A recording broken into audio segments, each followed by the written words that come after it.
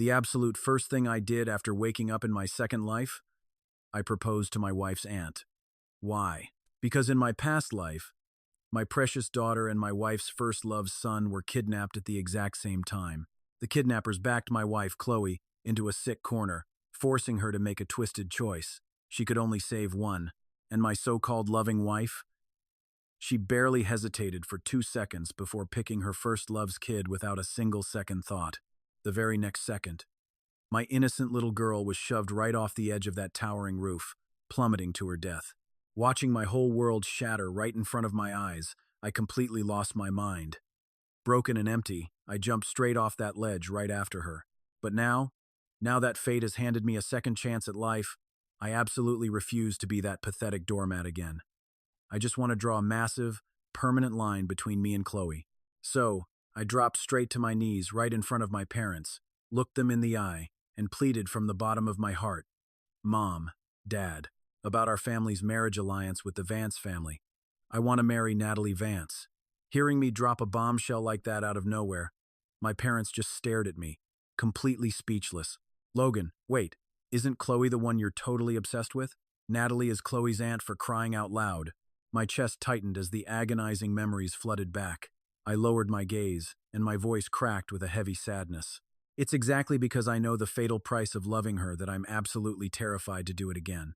Mom, Dad, I have literally never begged you for a single thing in my entire life. As the young master of this wealthy household, I've soaked up all the privilege our name brings, so I know this political marriage is a massive duty I have to carry. But I just have this one desperate request. Please, just let me have this. Staring down at my bruised and bleeding forehead from bowing so hard on the floor, my parents let out a long, helpless sigh and gently pulled me up to my feet. Since you're so dead set on this, your father and I will head over to the Vance estate and pop the question. But here's the harsh reality. Natalie is a titan, with crazy power and untouchable status. She might just laugh right in our faces. You better brace yourself for a heavy rejection, kid. After calming me down, they packed up the most luxurious formal gifts they could find and set off. I watched in silence as their sleek black sedan disappeared down the driveway. I slowly turned around, taking in the grand, familiar decor of our living room. My chest felt hollow. Was I really back? It all felt like some crazy fever dream. Just as I was zoning out, my phone buzzed on the coffee table.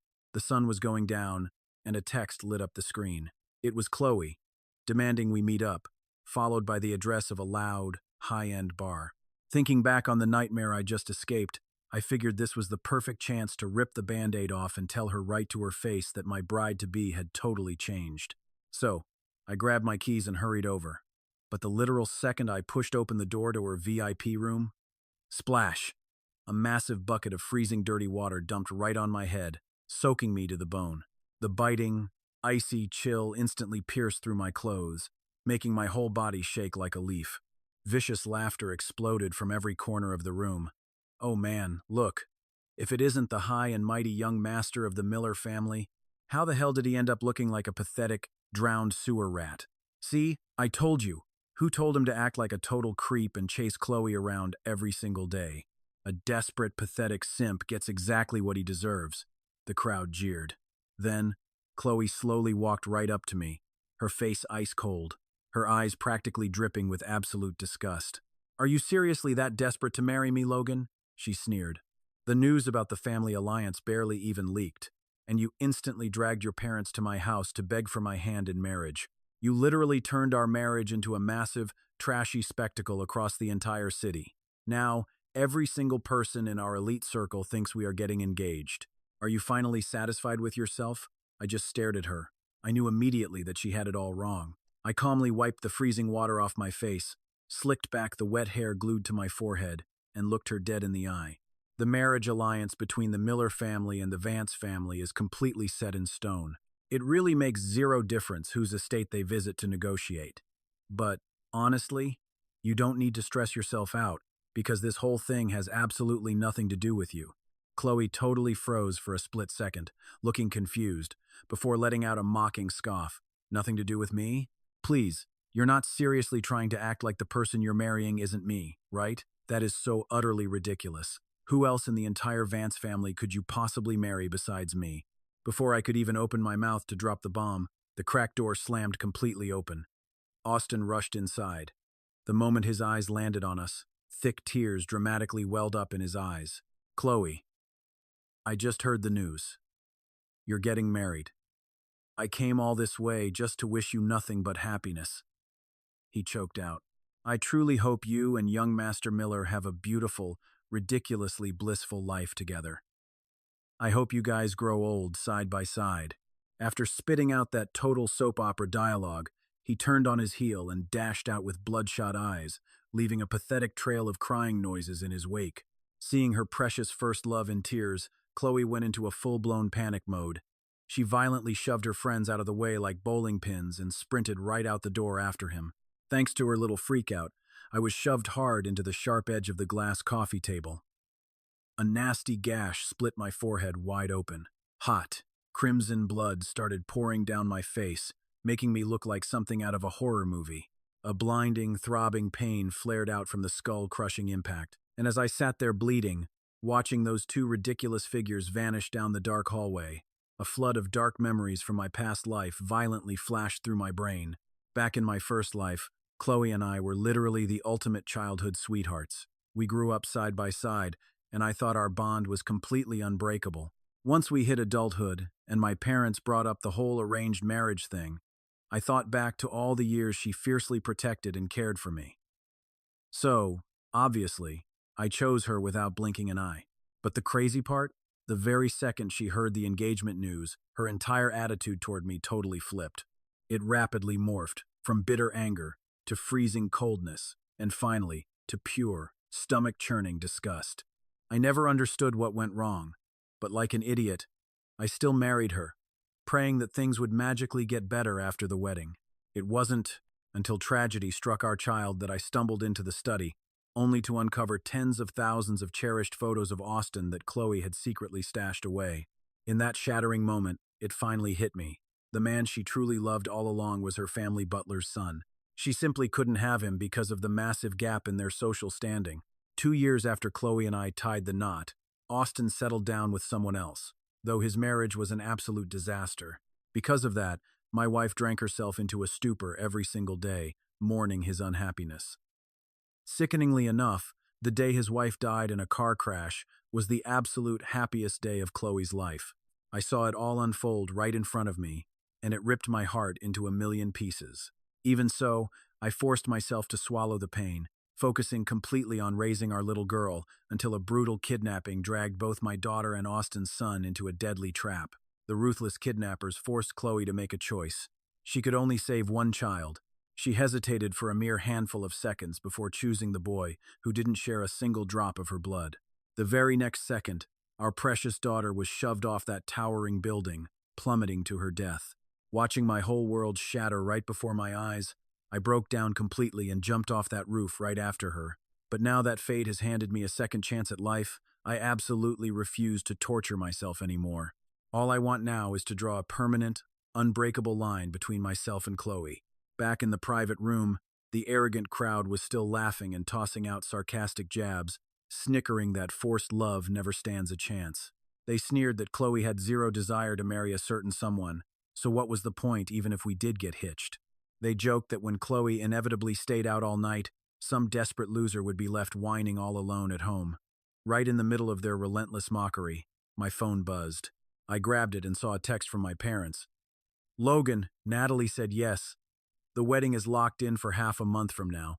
My folks were usually as cool as cucumbers, so seeing 3 giant exclamation marks proved just how shocked and absolutely thrilled they were that Natalie actually agreed. A massive wave of relief washed over me. I pushed myself to my feet, glaring down the crowd who treated me like their personal punchline. My eyes burned with a fierce, unbreakable determination I had never felt before. I snapped that whether my marriage turns out happy or not is absolutely none of your damn business, and it certainly has nothing to do with Chloe anymore. Do me a favor and tell her I am tying the knot in half a month, and the bride definitely will not be her. After walking out of that toxic bar, I swung by the hospital to finally get my wounds patched up. The second I got back to the house, I grabbed every single thing related to Chloe, trashed her stuff, and sealed it all away in cardboard boxes. My parents walked in right at that moment, staring at me in total shock. They asked, "Logan, are you really done with Chloe for good? Do you truly not feel anything for her anymore?" When they saw me nod without a single ounce of hesitation, the heavy worry finally vanished from their faces. They smiled warmly and said, "Thank God. Natalie is slammed with work overseas, but today, the Vance family hopped on a video call with us and officially locked in the marriage." Compared to a mess like Chloe, Natalie is brilliant, mature, and undeniably way out of her league, which makes her a perfect match for you. It is just that she is basically a legend in the business world, making this match feel like a huge stretch for our family. Honestly, we never even dreamed of approaching someone of her status before. We figured she would instantly shoot us down, but surprisingly enough, she said yes in a heartbeat. Hearing that, my eyes instantly stung with tears. From the exact second I made my decision, deep down, I knew Natalie was going to say yes. In my past life, because of her overwhelming status and power, all the rich kids from wealthy families were terrified to even look her in the eye. I was no exception to that rule, so we barely ever spoke, crossing paths only during stiff, formal family banquets. All I knew was that she was a complete workaholic, single-handedly forging a legendary corporate empire and staying entirely single for her entire life. It was not until she tragically took her own life at age 35 and her estate was being packed up that a massive stack of hidden love letters was discovered in her bedroom. Every single letter was addressed simply to my star. Nobody in the entire Vance family had the slightest clue who that pet name belonged to. Only I knew that on the very night I was born, the sky was completely lit up with stars, making Star my secret childhood nickname, given by a beloved family elder to mean bright and fresh. I never could have guessed that this immensely powerful, completely untouchable woman had spent her whole life secretly madly in love with me. Now that heaven has blessed me with a fresh start, I am all in to give the two of us a real fighting chance. While I was zoning out in my memories, my folks pulled out a sleek gift box and slid it in front of me, their voices dripping with absolute pride and joy. "Logan, tomorrow is your birthday."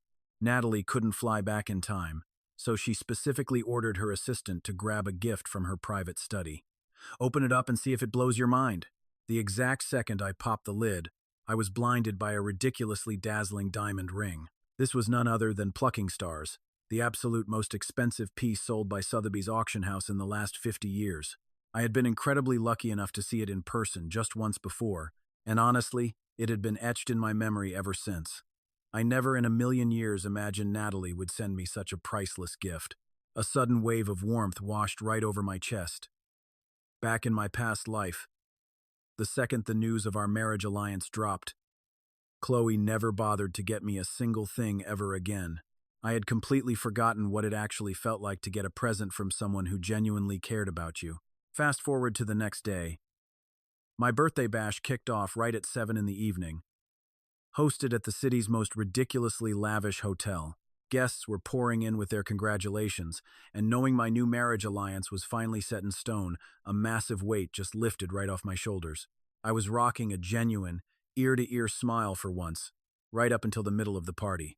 That is when a massive commotion blew up in the crowd, and every single head snapped toward the entrance all at once. I followed their stares, only to see Chloe actually parading Austin into my birthday banquet. But believe it or not, that was not even the ultimate humiliation. The absolute worst part? A whole mob of Chloe's friends came marching in like they owned the place, hauling a giant plaque right toward me. Slapped right in the center of that plaque were 4 massive words, hypocritical and shameless, dedicated to Logan Miller. The crowd eagerly shoved forward to eat up the drama, whispering and gossiping like crazy. The color completely drained from my face. I clenched my fists so hard my knuckles went white, glaring at this pack of troublemakers with a freezing cold tone. What the hell is the meaning of this? A bunch of them just sneered, deliberately raising their voices to shout, "Well, we should be asking you that. Didn't you literally just say yesterday that Chloe was not the bride? Then how come the second Chloe got home, she found out her family had already started prepping for the wedding? This little game of playing hard to get, seriously, who plays it better than you, young Master Miller?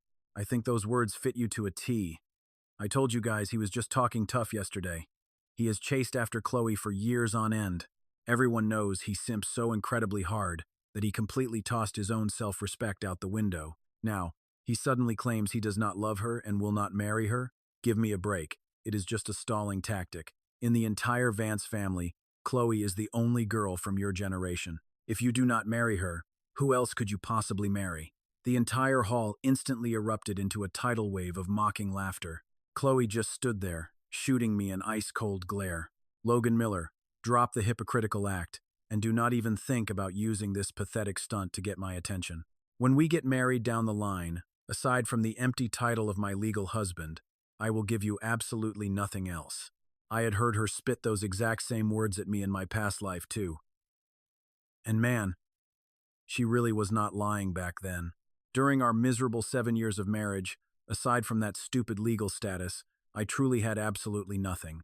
The crowd buzzed intensely at her brutal words, and my face flashed a stark, ghostly white for a second. Taking a deep, grounding breath, I raised my voice. Chloe, I do not need you to give me any kind of status.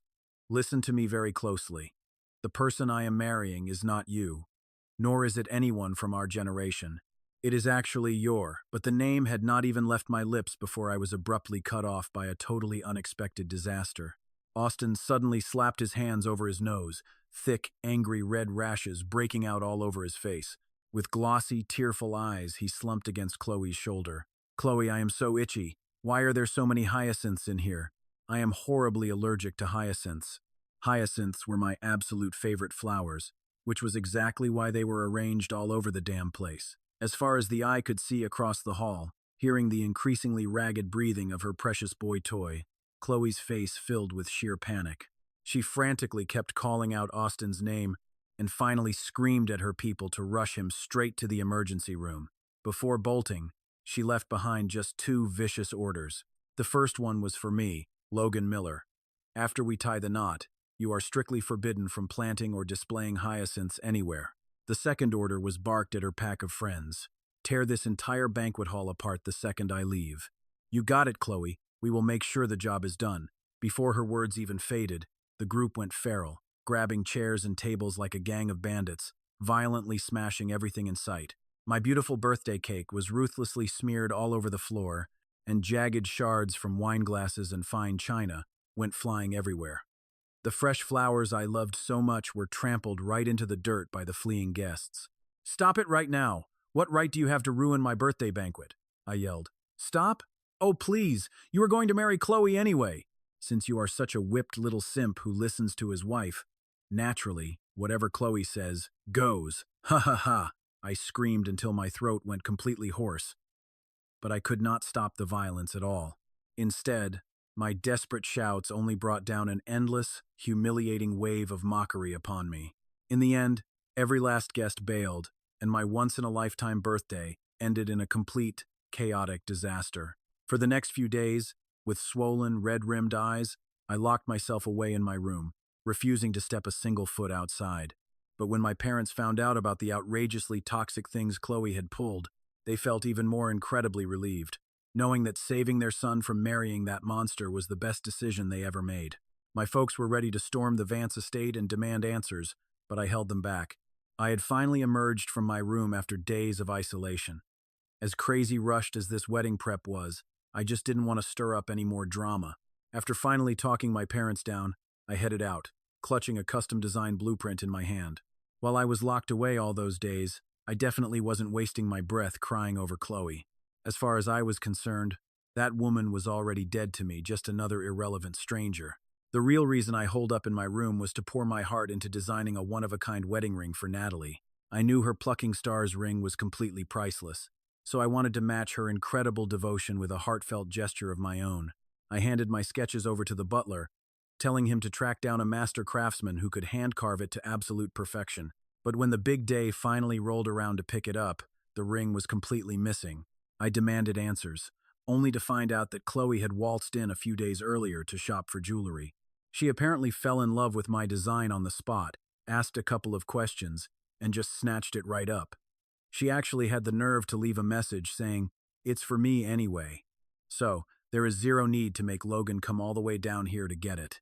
The staff obviously knew about the big Miller and Vance family alliance, so they didn't even try to stop her. Hearing that, My heart instantly plummeted into the abyss. I rushed straight over to the Vance mansion to hunt down Chloe, absolutely determined to get my ring back.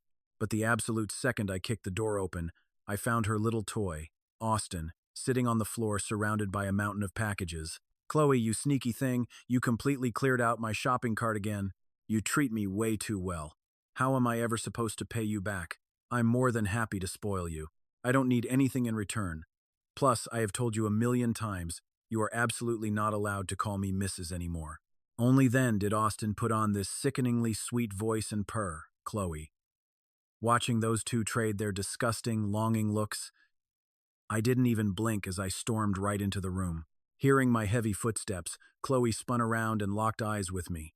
Her face instantly twisted into a scowl as she spat. "What the hell are you doing here? Hand over the wedding ring you stole," I demanded. Staring at my outstretched hand, Chloe just cocked an eyebrow. "It's gone." "Gone?" My eyes narrowed into slits, and my voice dropped to an absolute deadpan. "What exactly do you mean by gone?" While Chloe was still scrambling to pull a pathetic excuse out of thin air, Austin, sitting on the floor, chimed in with this ridiculously fake, timid little pout. "Mr. Miller, I read online that a diamond wedding ring is the absolute best tool for slicing open tape on delivery boxes, so I just used it to open a couple hundred of my packages. Now the whole thing is completely scratched to hell. Do you seriously still want it?" With that, he uncurled his fist, flashing the completely wrecked, deeply gouged ring right in my face. Chloe had literally stolen my custom wedding ring just so her boy toy could use it as a glorified box cutter. Instantly, a fiery ball of absolute rage exploded in my chest, blazing through my veins. I completely lost my grip on whatever tiny shred of sanity I had left. With bloodshot eyes, I glared at the two shameless parasites in front of me. "Chloe, what gives you the damn right to touch my things without asking? And Austin, what gives you the right to destroy it like this? Do you two sociopaths even know the meaning of the word respect?" Seeing me snap so aggressively over just a ring, Chloe's fantastic mood immediately vanished into thin air. Her voice dripped with toxic impatience. "That wedding ring was meant for me anyway. Why are you throwing such a pathetic tantrum over it? By the way, I have already decided we are just going to sign the marriage papers and skip the actual wedding. So, it is completely pointless for you to even design a ring. Stop wasting your energy." Infuriated by her outrageously arrogant and dismissive attitude, I clenched my fists until my knuckles turned white and spelled it out for her. "Chloe, this wedding ring was never meant for you. If it is not for me, who else could it possibly be for? Logan Miller, that is enough. You are being entirely too dramatic." As Chloe snapped at me, she carelessly chucked the ruined ring onto the floor and strutted right out the door, dragging Austin behind her. "Do not even waste your time lowering yourself to his level, Austin. Didn't you mention a few days ago that you wanted to learn how to drive? Come on, let's go. I will teach you myself." Watching the two of them stroll away so casually, a tidal wave of boundless anger and dark resentment crashed into my very soul. I desperately wanted to hunt them down, but I couldn't be in two places at once, so I had to drop to my knees first and frantically scour the ground for the ring. It took me a solid 30 minutes before I finally dug it out of the dirt in the flower bed. After delicately tucking it into my pocket, I didn't waste another second and spun around to leave. It was way too late to forge a brand new one from scratch. So, my only choice was to find an expert who could repair it and pray they could restore it to its original glory. But the absolute second I stepped foot outside the villa's gates, a terrifying screech echoed right next to my ear. I snapped my head up, only to see a car hurtling straight toward me. My eyes blew wide open in sheer panic. With a sickening crunch, my body was violently thrown 10 meters through the air, collapsing into a massive pool of my own blood. Austin, the guy behind the wheel, slapped on a pathetic, terrified mask and stumbled out of the car, fake tears streaming down his face. "Oh God, it's over. It's all over," he wailed. "I just got my learner's permit, and I accidentally hit the gas instead of the brake. I've ruined everything. Mr. Miller is bleeding everywhere. Chloe, am I going to go to jail for this?" Staring at the stone steps completely soaked in my crimson blood, Chloe just furrowed her brow, pulling Austin into a tender, comforting hug. "Shh, it's okay," she whispered softly. "He always loves playing the victim. Honestly, he's just putting on a dramatic show right now. Just ignore him. He'll magically wake up the second he gets tired of acting. Don't be scared, Austin. And please, don't cry." As those utterly heartless words echoed through my fading consciousness, a bone-chilling coldness spread through my entire body. I couldn't hold it back anymore. Hot, bitter tears streamed down my face. "Chloe, I thought that even if you didn't truly love me, after being childhood sweethearts for all these years, you'd have at least a tiny shred of basic human decency for me. But nope, just to comfort Austin's fragile ego, you'd happily watch me bleed to death. Why on earth did I ever fall for someone so toxic in my past life?" I desperately struggled, trying to call out for help, but the exact second my trembling fingers gripped my phone, the absolute last ounce of strength drained from my body. A suffocating, boundless darkness crashed over me, swallowing me whole. When my heavy eyelids finally fluttered open again, it was already the next morning. Not long after I woke up, a doctor marched into the room, gripping my medical chart. He glared at me sternly. "You were in a severe car accident, so why weren't you rushed to the ER immediately? Why on earth did you wait until you were practically drained of blood to come in? Are you people completely out of your minds?" Flashing back to the horrific scene right before I blacked out, my lips parted, but all that came out was a weak, bitter laugh. How was I supposed to answer that? Was I supposed to tell him that my childhood sweetheart was way too busy cuddling another man to care, so she just left me there to die? Seeing my pathetic state, the doctor didn't press the issue, but simply sighed. "Where's your wife? We need her to sign off on your hospitalization paperwork." The anesthesia was still making my brain fuzzy, so I just subconsciously blurted out, "She's overseas." But before the words even left my mouth, the hospital room door swung wide open. Chloe stepped inside, her icy gaze locked intensely on me. "Who's overseas? Isn't she standing right here?" The doctor chimed in, gesturing at Chloe. "The woman who signed the surgical consent form has to be your wife, right?" He turned back to her, scolding. "Didn't I specifically tell you someone needs to watch this patient 24 hours a day while he's unconscious? Why did you just vanish like that? It's a miracle nothing went completely wrong. Just go and finish filling out his paperwork." The doctor practically shoved the admission forms into her hands, shook his head, and stormed out of the room. "She's not my wife," I rasped, still trying to explain even though the doctor was already long gone. For some bizarre reason, a flash of undeniable guilt crossed Chloe's face. "All right, enough," she snapped. "I already brought you to the hospital, so drop the whole hard-to-get act. Seriously, know when to quit." She slammed a takeout bag onto my bedside table, but after catching sight of the thick, bloody gauze wrapped around my head, her harsh tone softened just a fraction. "It's still hot. You should eat it while it's warm." I stared at the painfully familiar logo on the bag, freezing in place. Back in the good old days, whenever I got sick and lost my appetite, Chloe would drive dozens of miles and stand in ridiculous lines just to buy those exact red bean pastries to cheer me up.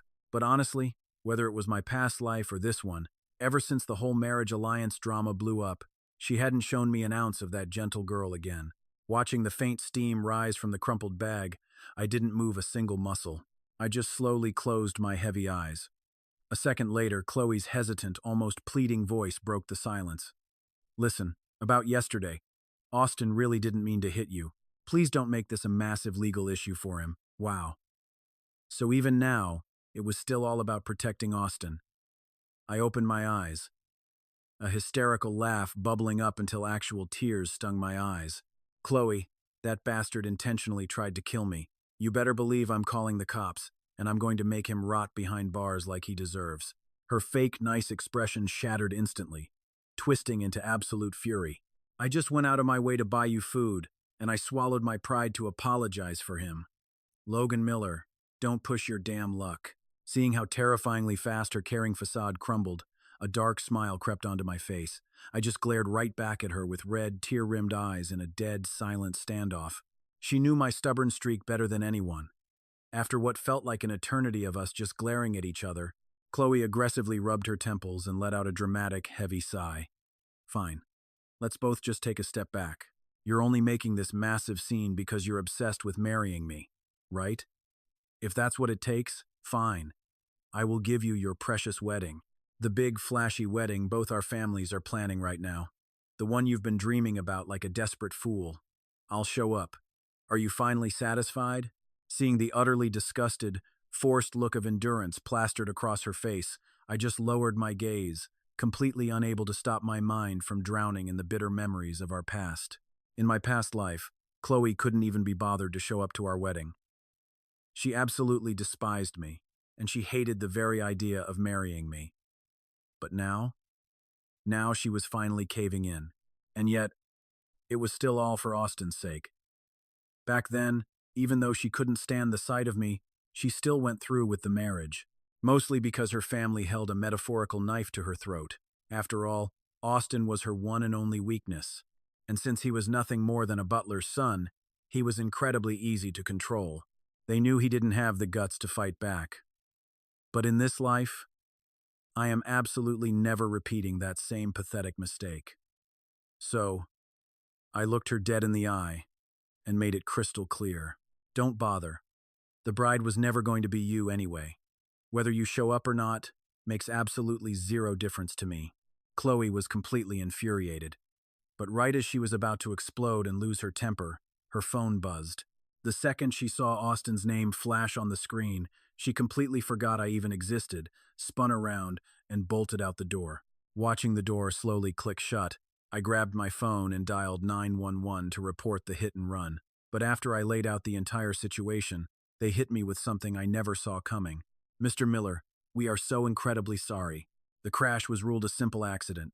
Your fiancé actually signed a liability waiver right there on the scene, so we legally cannot open a case. Hearing those words, a suffocating, heavy weight crushed my chest, making it impossible to breathe. Blinded by absolute rage, I hurled my phone straight into the wall, shattering it to pieces. The agonizing pain radiated from my broken body straight into my chest. In the end, I completely broke down, sobbing uncontrollably all by myself in that cold, empty hospital room. In the agonizing days that followed, Chloe actually showed up to the hospital almost every single day. She brought fresh fruit, expensive soups, and even dragged in top-tier specialists for joint consultations. But my emotions had already gone completely dead. So, I just treated her like thin air. Seeing my freezing cold attitude, she genuinely started to panic, trying to figure out what kind of dramatic tantrum I was throwing this time. But since I was the patient, she forced herself to swallow her pride and endure it, right up until the day I was discharged, when I flat out refused to get into her shiny car. Unable to bottle up her growing annoyance for another second, she snapped, "Look, I have already made compromises here. How much longer are you going to keep throwing this pathetic little pity party? If you keep pushing me like this, aren't you terrified I'll just snap and completely cancel the wedding?" Knowing that no matter what I said, she would never actually believe me, I just lowered my head and played deaf. In Chloe's arrogant eyes, this was me finally backing down, and only then did her smug attitude start to return. Her harsh tone softened just a bit. "Seriously, don't ever pull a stunt like this again. My aunt is coming back today, so I'm taking you to a family banquet. She is the absolute head of the Vance family, and tonight, in front of everyone, she's going to officially announce our marriage alliance. I promised you, didn't I? So I will definitely attend. When the time comes, I will give you the grandest wedding imaginable. That should finally be enough to satisfy you, right?" Only then did I slowly look up at her. And in my voice, which had been totally dead for days, there was now a genuine, unhideable spark of pure joy. "Wait. Your aunt is finally back in the country." Seeing my sudden burst of energy, Chloe smirked, looking incredibly full of herself. "Yeah, are you seriously that desperate to marry me?" "Relax," I said, "I'll be at the wedding. Just don't ever throw a fit like this again. Playing hard to get is cute once or twice, but if you push it too far, I'll get sick of you real fast." Chloe tossed those words over her shoulder while yanking the car door open. I knew for a fact that explaining myself would be a total waste of breath, so I didn't even bother trying. Slipping into the passenger seat, I just looked straight ahead and said, "I want to go home first. I need to wash up and change into my absolute best suit." Seeing how obsessed I suddenly was with getting ready for this specific banquet, she naturally assumed it was because I was so desperately in love with her that I wanted to impress her aunt. Chloe just raised an eyebrow, actually agreeing to my request for once in her life. Once we were finally dressed to kill, the two of us pulled up to the massive Vance family estate. The place was absolutely packed with elite guests. Nobody was surprised to see me walking in, and they all offered their polite, hollow greetings. After nodding along to their fake smiles one by one, I slipped into a quiet corner to wait for Natalie to make her grand entrance. Honestly, my stomach was in knots, wondering how our reunion was going to play out. I was totally zoning out the entire evening, my heart hammering wildly against my ribs. Chloe, sipping her drink beside me, quickly picked up on my nervous energy. She glared at me, her face twisting into a scowl. "Hello? I am right here. What the hell are you daydreaming about? I am warning you for the absolute last time. I already agreed to marry you, so wipe that pathetic, distant look off your face. Otherwise, I swear to God, I will back out of this right now." A sharp comeback burned on the tip of my tongue, but I swallowed the words right before they slipped out. Whatever. She was about to find out the hard way that she wasn't the bride anyway, so there was no need to waste my breath. A few agonizing minutes later, the massive double doors to the banquet hall finally swung open. Every single person in the room whipped around, buzzing with pure anticipation, but the figure stepping into the spotlight was definitely not Natalie. Instead, it was Elder Vance, taking slow, unsteady steps up to the microphone to make an announcement to the crowd. Just before Natalie was supposed to leave, she got into a minor car accident and completely missed her flight. Right now, she's still overseas, so she won't be making it to today's banquet. Hearing that, my heart dropped. I shot up out of my chair, my voice shaking with pure anxiety. "Grandpa Vance, is she okay? Is it serious?" Elder Vance just waved a hand to calm me down. "She's perfectly fine. And this won't delay the main event one bit, Logan. You can rest assured." Chloe scowled, roughly yanking my sleeve to force me back into my seat, and hissed in a low voice. "Look, even though this marriage alliance is pretty much a done deal, you haven't officially married into the Vance family yet. Stop acting so desperately concerned about my aunt just to show off your new status. It's totally pathetic and improper." I was absolutely at the end of my rope. I was just about to snap and spell out the brutal truth for her when Elder Vance cleared his throat, and the entire hall instantly dropped into dead silence. "We gathered everyone here today primarily to officially announce the marriage alliance between the Miller and Vance families. The wedding date has already been locked in for exactly 7 days from now, over at the Nanping Villa, and one of the partners in this marriage is the young master of the Miller family, Logan Miller." Right in the middle of the elder's booming announcement, Chloe's phone buzzed with a text from Austin. I had no clue what he sent her, but her face completely drained of color. She shot up and bolted out of the venue without even bothering to hear the rest of the speech. And the other partner in this union is the head of our very own Vance family, Natalie Vance. That completely mind-blowing twist sent the entire ballroom into an absolute frenzy, with whispers erupting from every single corner. Wait, did I hear that right? He's marrying Natalie and not Chloe? What the heck? Yeah. How on earth is it the family head, Natalie? Isn't she basically untouchable? Why the hell would she marry some young kid? The explosive gossip from the crowd practically blew the roof off the entire hall.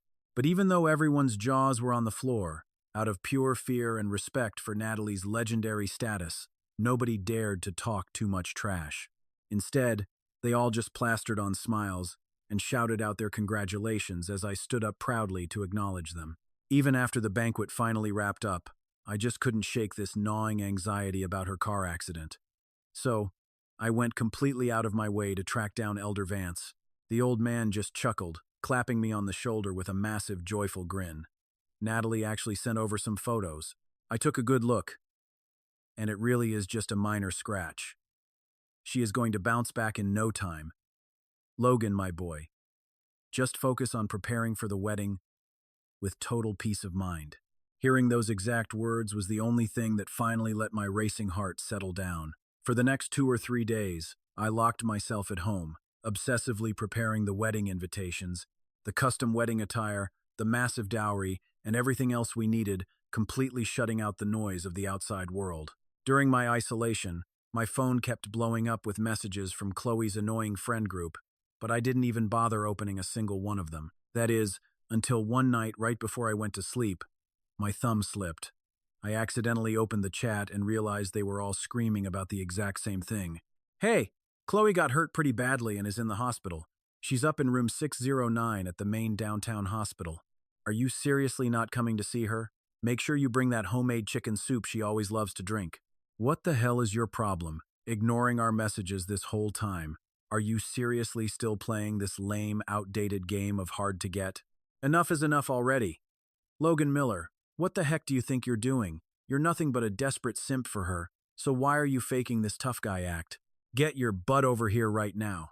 Staring at all this absolute nonsense on my screen, I honestly just found it completely hilarious. I took maybe 3 seconds to type out a quick, brutal reply and hit send. Oh, Chloe got into a car accident? She has paid nurses, she has you guys, and she obviously has Austin. So what the hell does any of that have to do with me? The second it showed as sent, I swiped out and opened my social media feed. Scrolling down the timeline, it was absolutely spammed with pathetic hospital selfies posted by Chloe herself. Back when I cared, she almost never posted anything online. So seeing her beg for attention like this actually caught me a bit off guard. But honestly, I didn't give a single damn. I took one quick look, closed the app, and immediately reached out to the Vance family members I had connected with a few days prior. I just kept firing off questions, desperately wanting to learn every little detail about Natalie.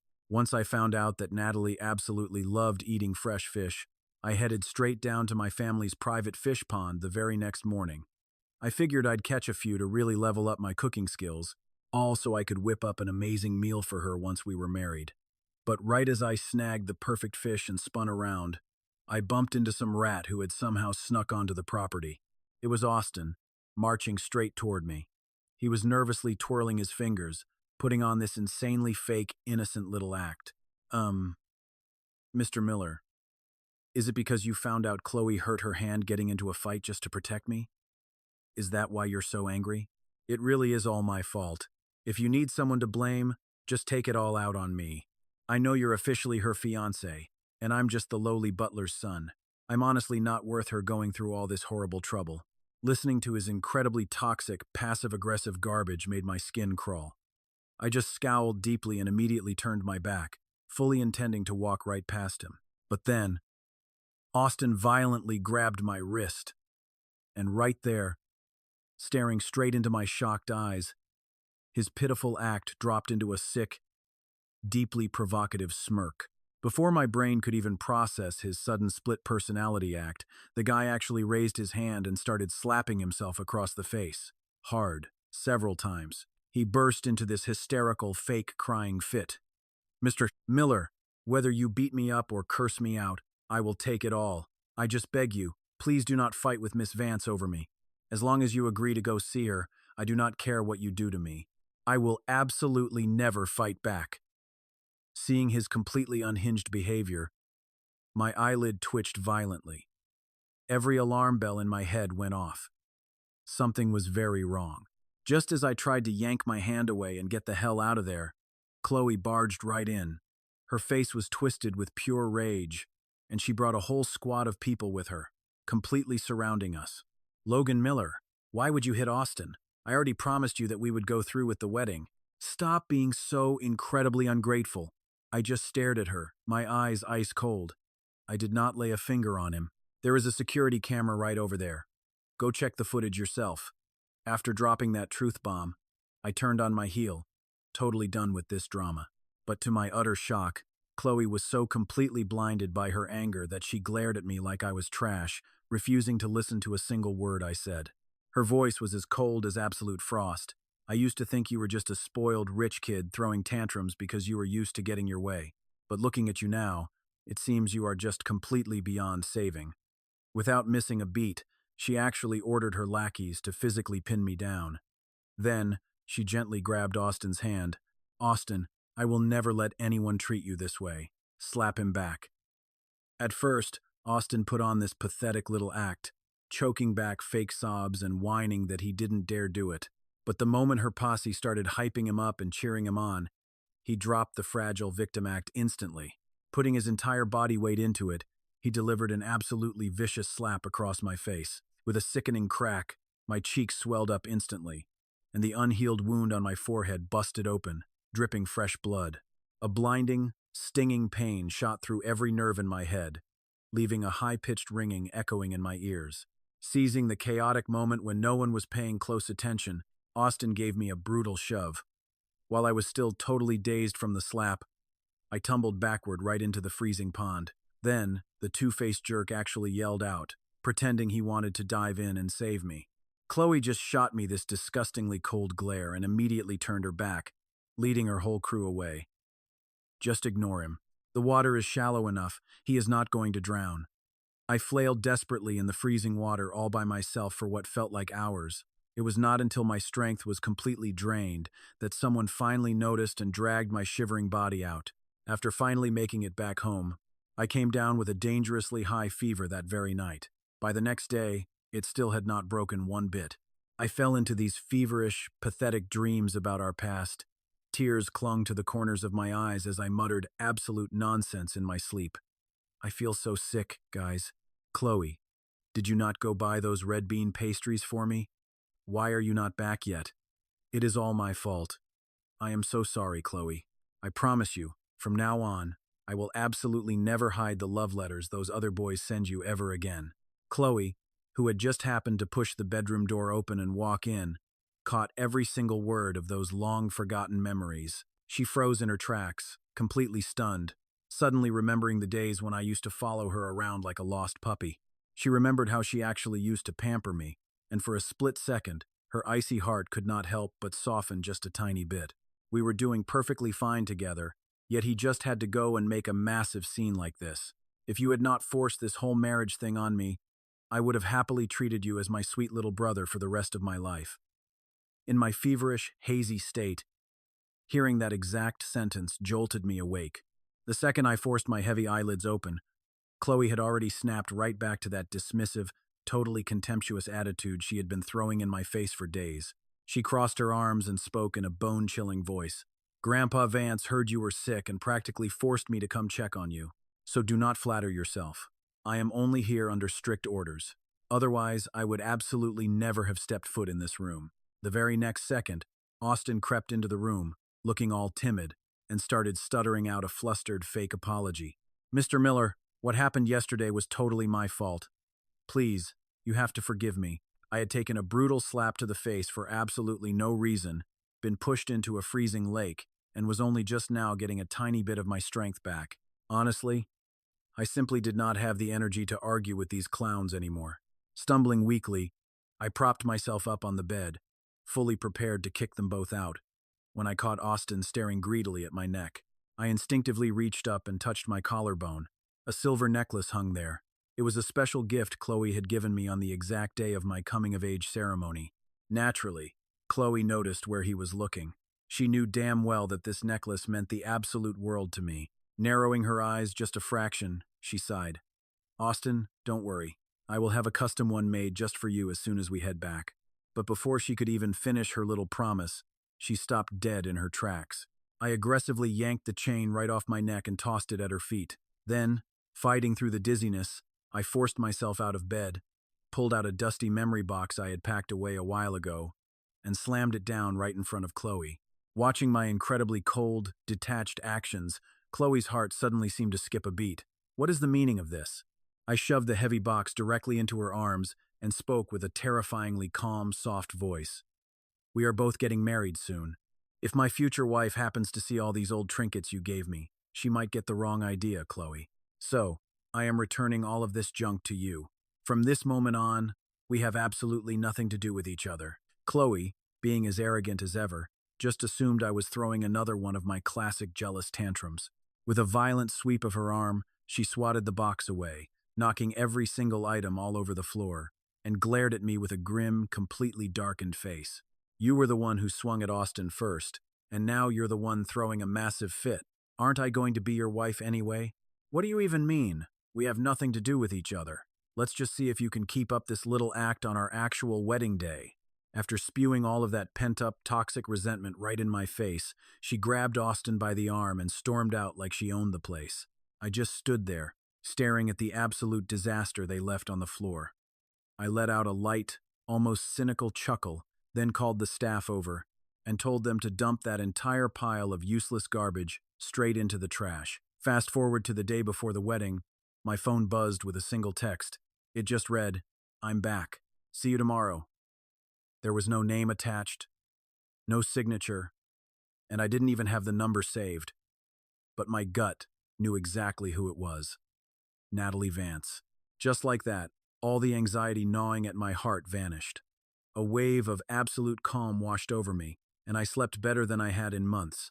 At 10 o'clock sharp the next morning, the Vance family's incredibly flashy wedding fleet pulled up to the Miller estate, trailed by a massive crew of camera operators. This epic alliance between two powerhouse families was being broadcast live to the entire city. The whole world was watching. Chloe popped the door of her luxury car open and confidently made her way upstairs to get me. The second her eyes landed on me in my crisp white suit, a genuine flash of awe crossed her face.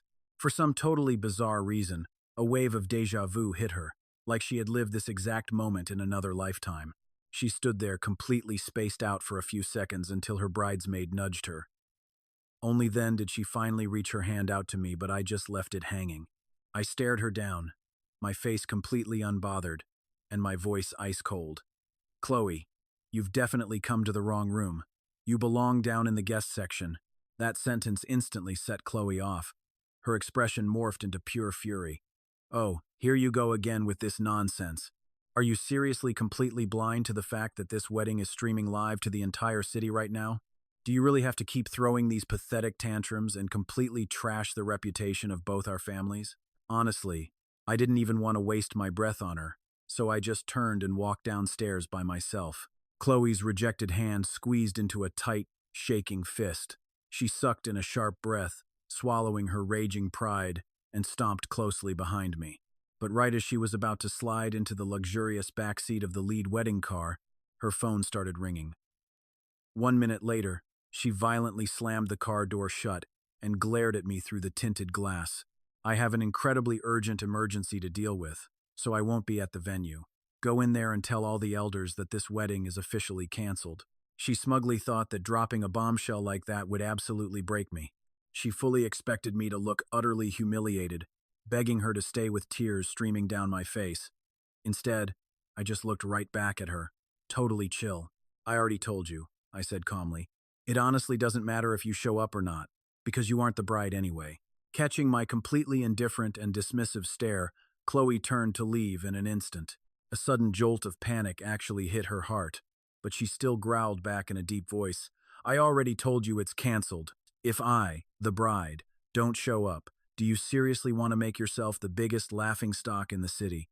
This time, I couldn't even be bothered to give her a response, and just directly told the driver to head out. Moments later, the massive convoy of cars rolled away, leaving her in the dust. Since she was out of time to deal with my attitude, Chloe hurriedly flagged down a random cab by the side of the road. By the time she finally rushed into that fancy hot spring villa in the suburbs and saw Austin totally fine, laughing in the center of their friend group, her brows instantly pinched together in fury. Didn't you guys literally say Austin was in terrible danger? She snapped. The group just pulled him closer, laughing their heads off. Oh, we completely made that up. If we didn't lie, how else were we supposed to get you to ditch your own wedding?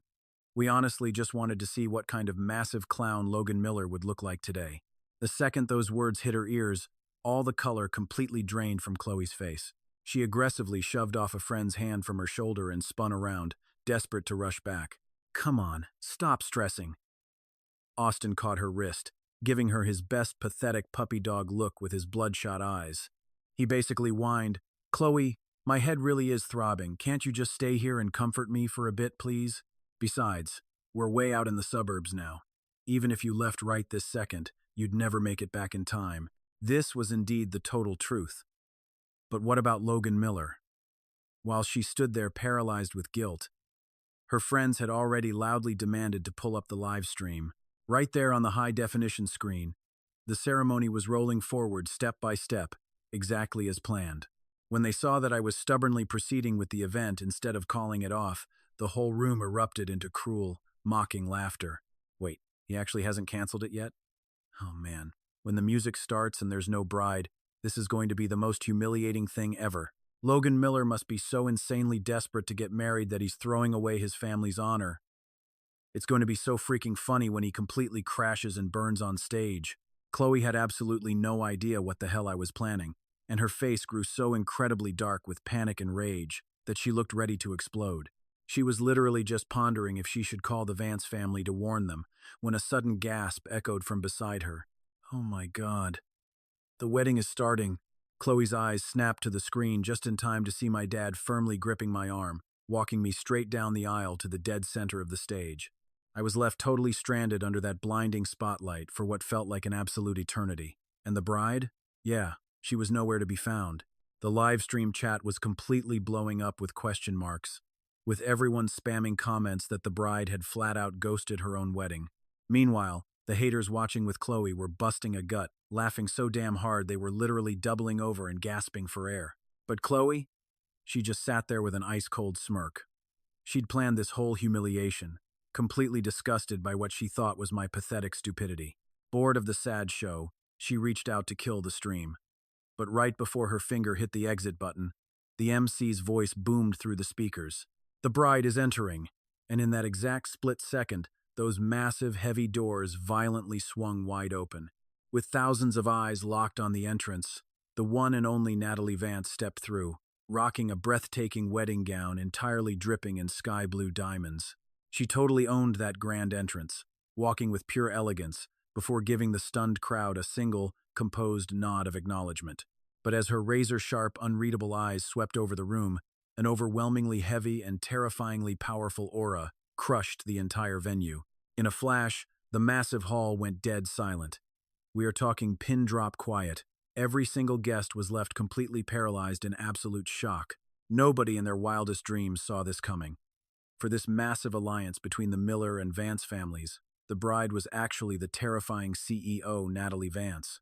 Back at the watch party, Chloe's squad, who just wanted to watch my ultimate downfall, were now frozen solid in their seats like a bunch of stone statues.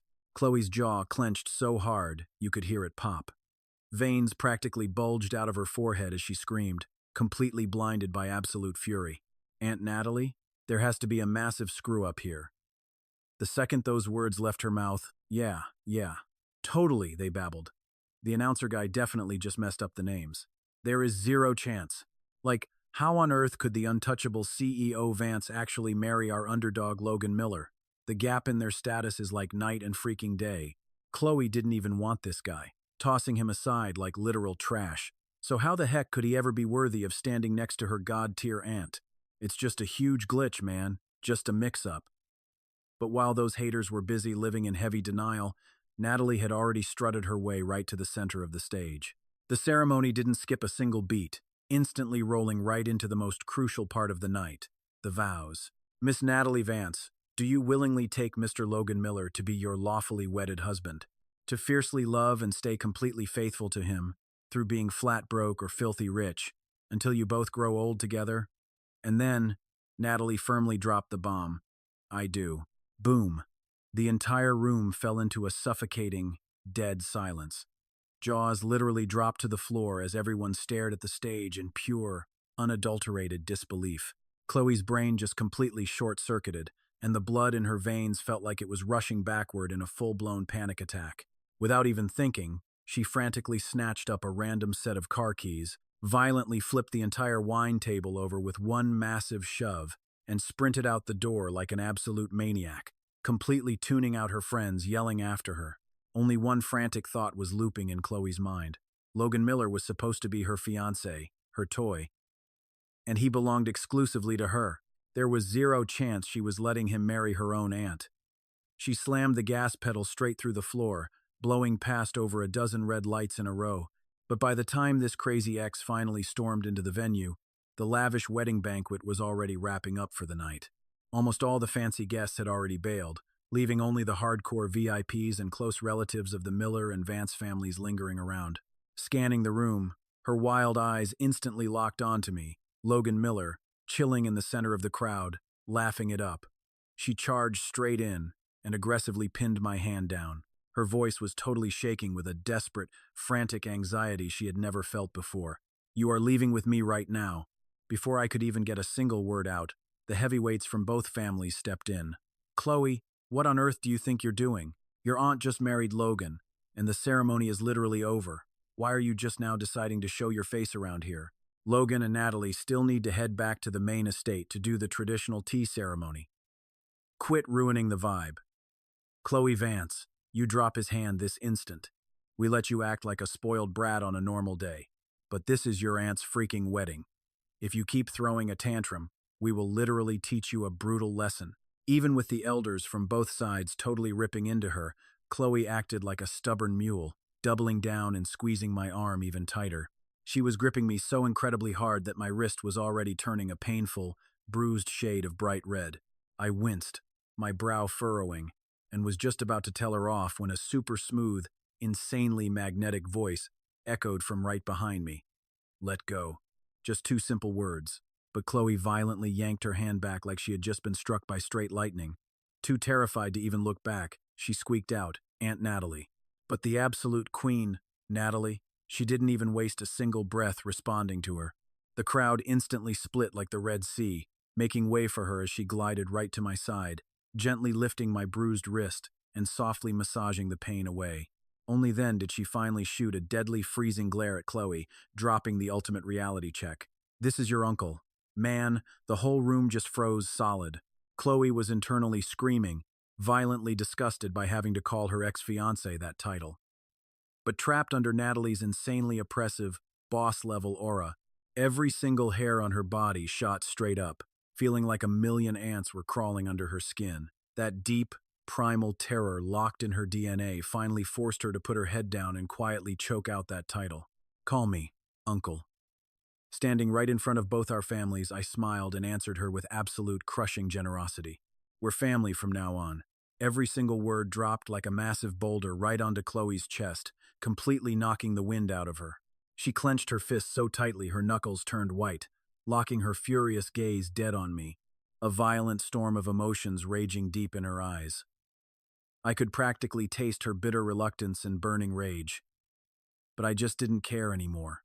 I gently took Natalie's hand, smiling warmly as I asked about our schedule for the rest of the day. Natalie checked the time. When she looked back up, a rare, soft hint of tenderness flickered in her normally icy, emotionless eyes. She spoke softly. "Since our connecting flight was delayed, we ended up missing the morning tea service. Normally, tradition dictates we should head to the old estate right now to make up for it, but you've had an incredibly exhausting day. Let's just push all those tiring formalities to tomorrow and go home to rest first. How does that sound?"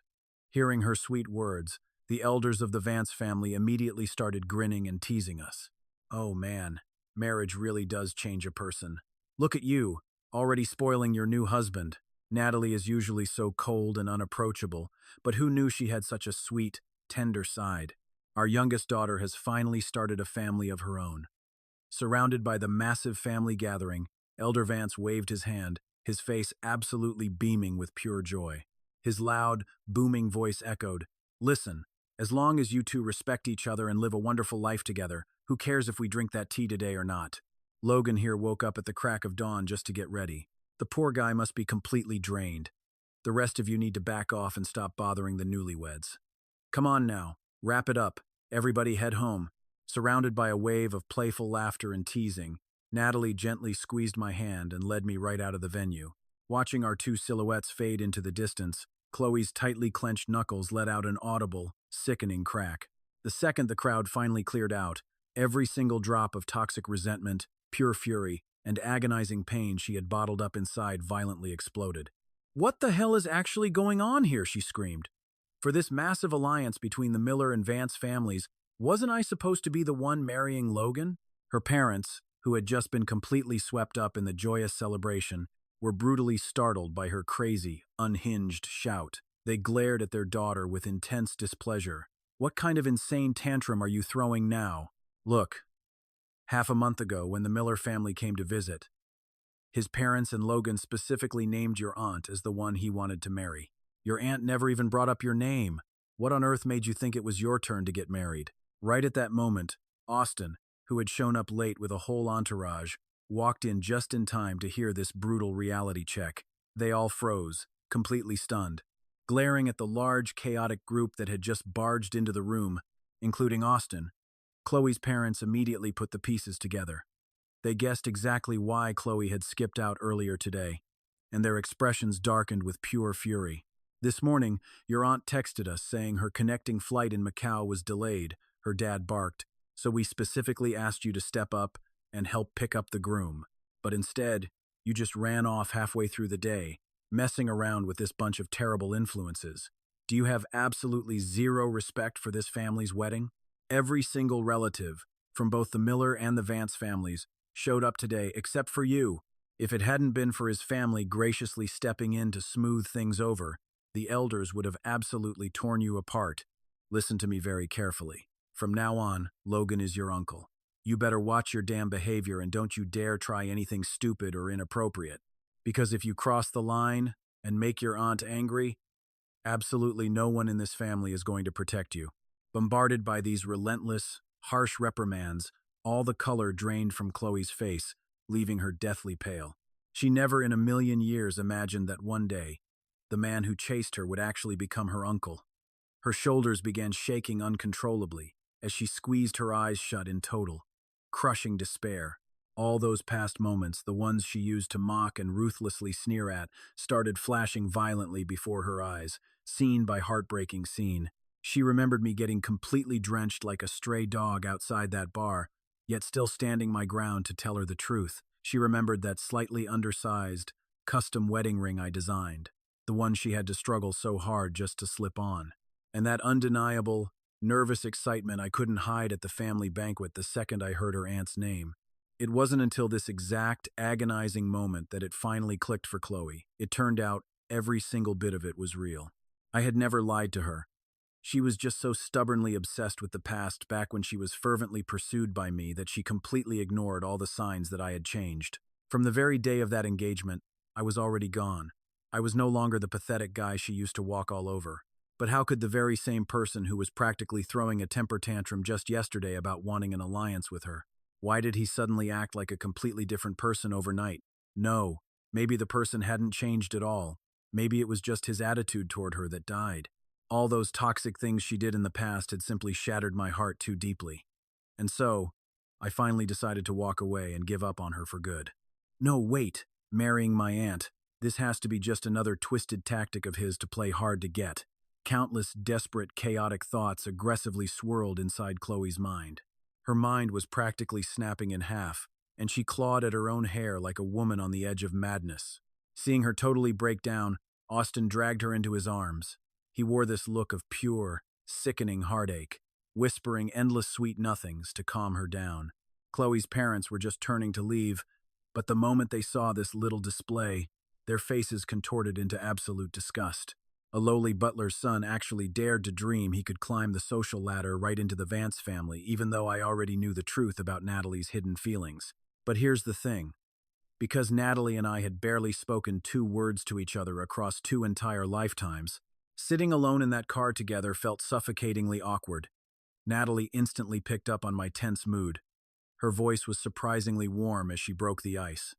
"Everyone calls you Logan." Totally caught off guard by her sudden shift, I gave a stiff nod and clumsily kept the conversation going.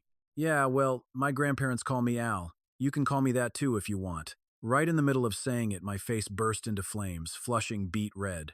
Suddenly, my brain just had to flash back to that hidden stack of love letters I had accidentally caught a glimpse of earlier. I nervously dropped my gaze, feeling incredibly guilty for snooping. Catching my shy reaction, a faint, playful glimmer flashed through Natalie's eyes, and the softest, most tender smile tugged at her lips. Al, just hearing her say my name, I swear I could hear this undeniable spark of pure joy in her sweet voice. I couldn't fight my raging curiosity anymore. I sneakily turned my head, just wanting to check her expression, but bam! I crashed right into her deep, intensely soulful eyes. The second our gazes locked, I was completely mesmerized, staring at her like a total idiot.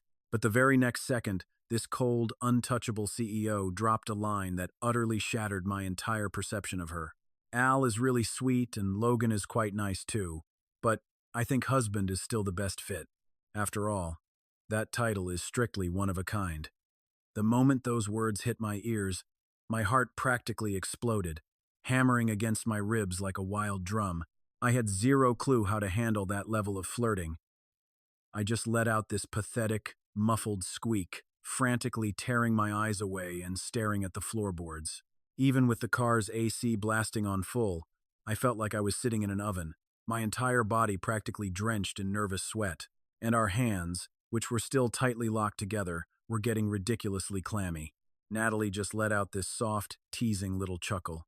She thoughtfully cranked the AC down a few more degrees and smoothly slipped a crisp handkerchief into my hand. I blindly wiped my forehead, listening to her casually muse out loud. You know, even though we have a bit of a seniority gap, and I am 7 years older than you, if we stretch the definition broadly enough, we can still totally be considered peers. Up front, the driver who had worked for the Vance family for over 30 years absolutely lost it when he heard that stretch of logic. He couldn't hold his tongue and just had to chime in, teasing his boss. Boss Vance, how on earth is that math working out in your head? Huh? That is way too broad and totally forced. Natalie shot a dry look at the old man grinning ear to ear in the rearview mirror, letting out a helplessly embarrassed sigh. Uncle Lou, please don't undermine me in front of him. All right, fine, I'll zip it, okay? You two lovebirds just carry right on. Only after Uncle Lou backed off did Natalie pull her intense gaze back to me, picking right up where she left off. Listen, even though we barely knew each other before today, we are officially husband and wife from now on. You really don't need to be so terrified of me. Just act like a normal married couple and say whatever is on your mind. I promise to humbly listen to my husband's advice and properly fulfill all my duties as your wife. I was stunned. This was genuinely the very first time I had ever heard this untouchable woman speak such a long, emotional paragraph. And it was definitely the first time I had ever seen her use such a relaxed, incredibly natural tone to just chat in front of someone else. For a split second, I just couldn't wrap my head around this new side of her. So, I took the bait. Say whatever's on my mind, huh? Seeing Natalie give a firm nod, I finally scraped together every ounce of my courage and asked the burning question. Why did you actually agree to this marriage alliance with me?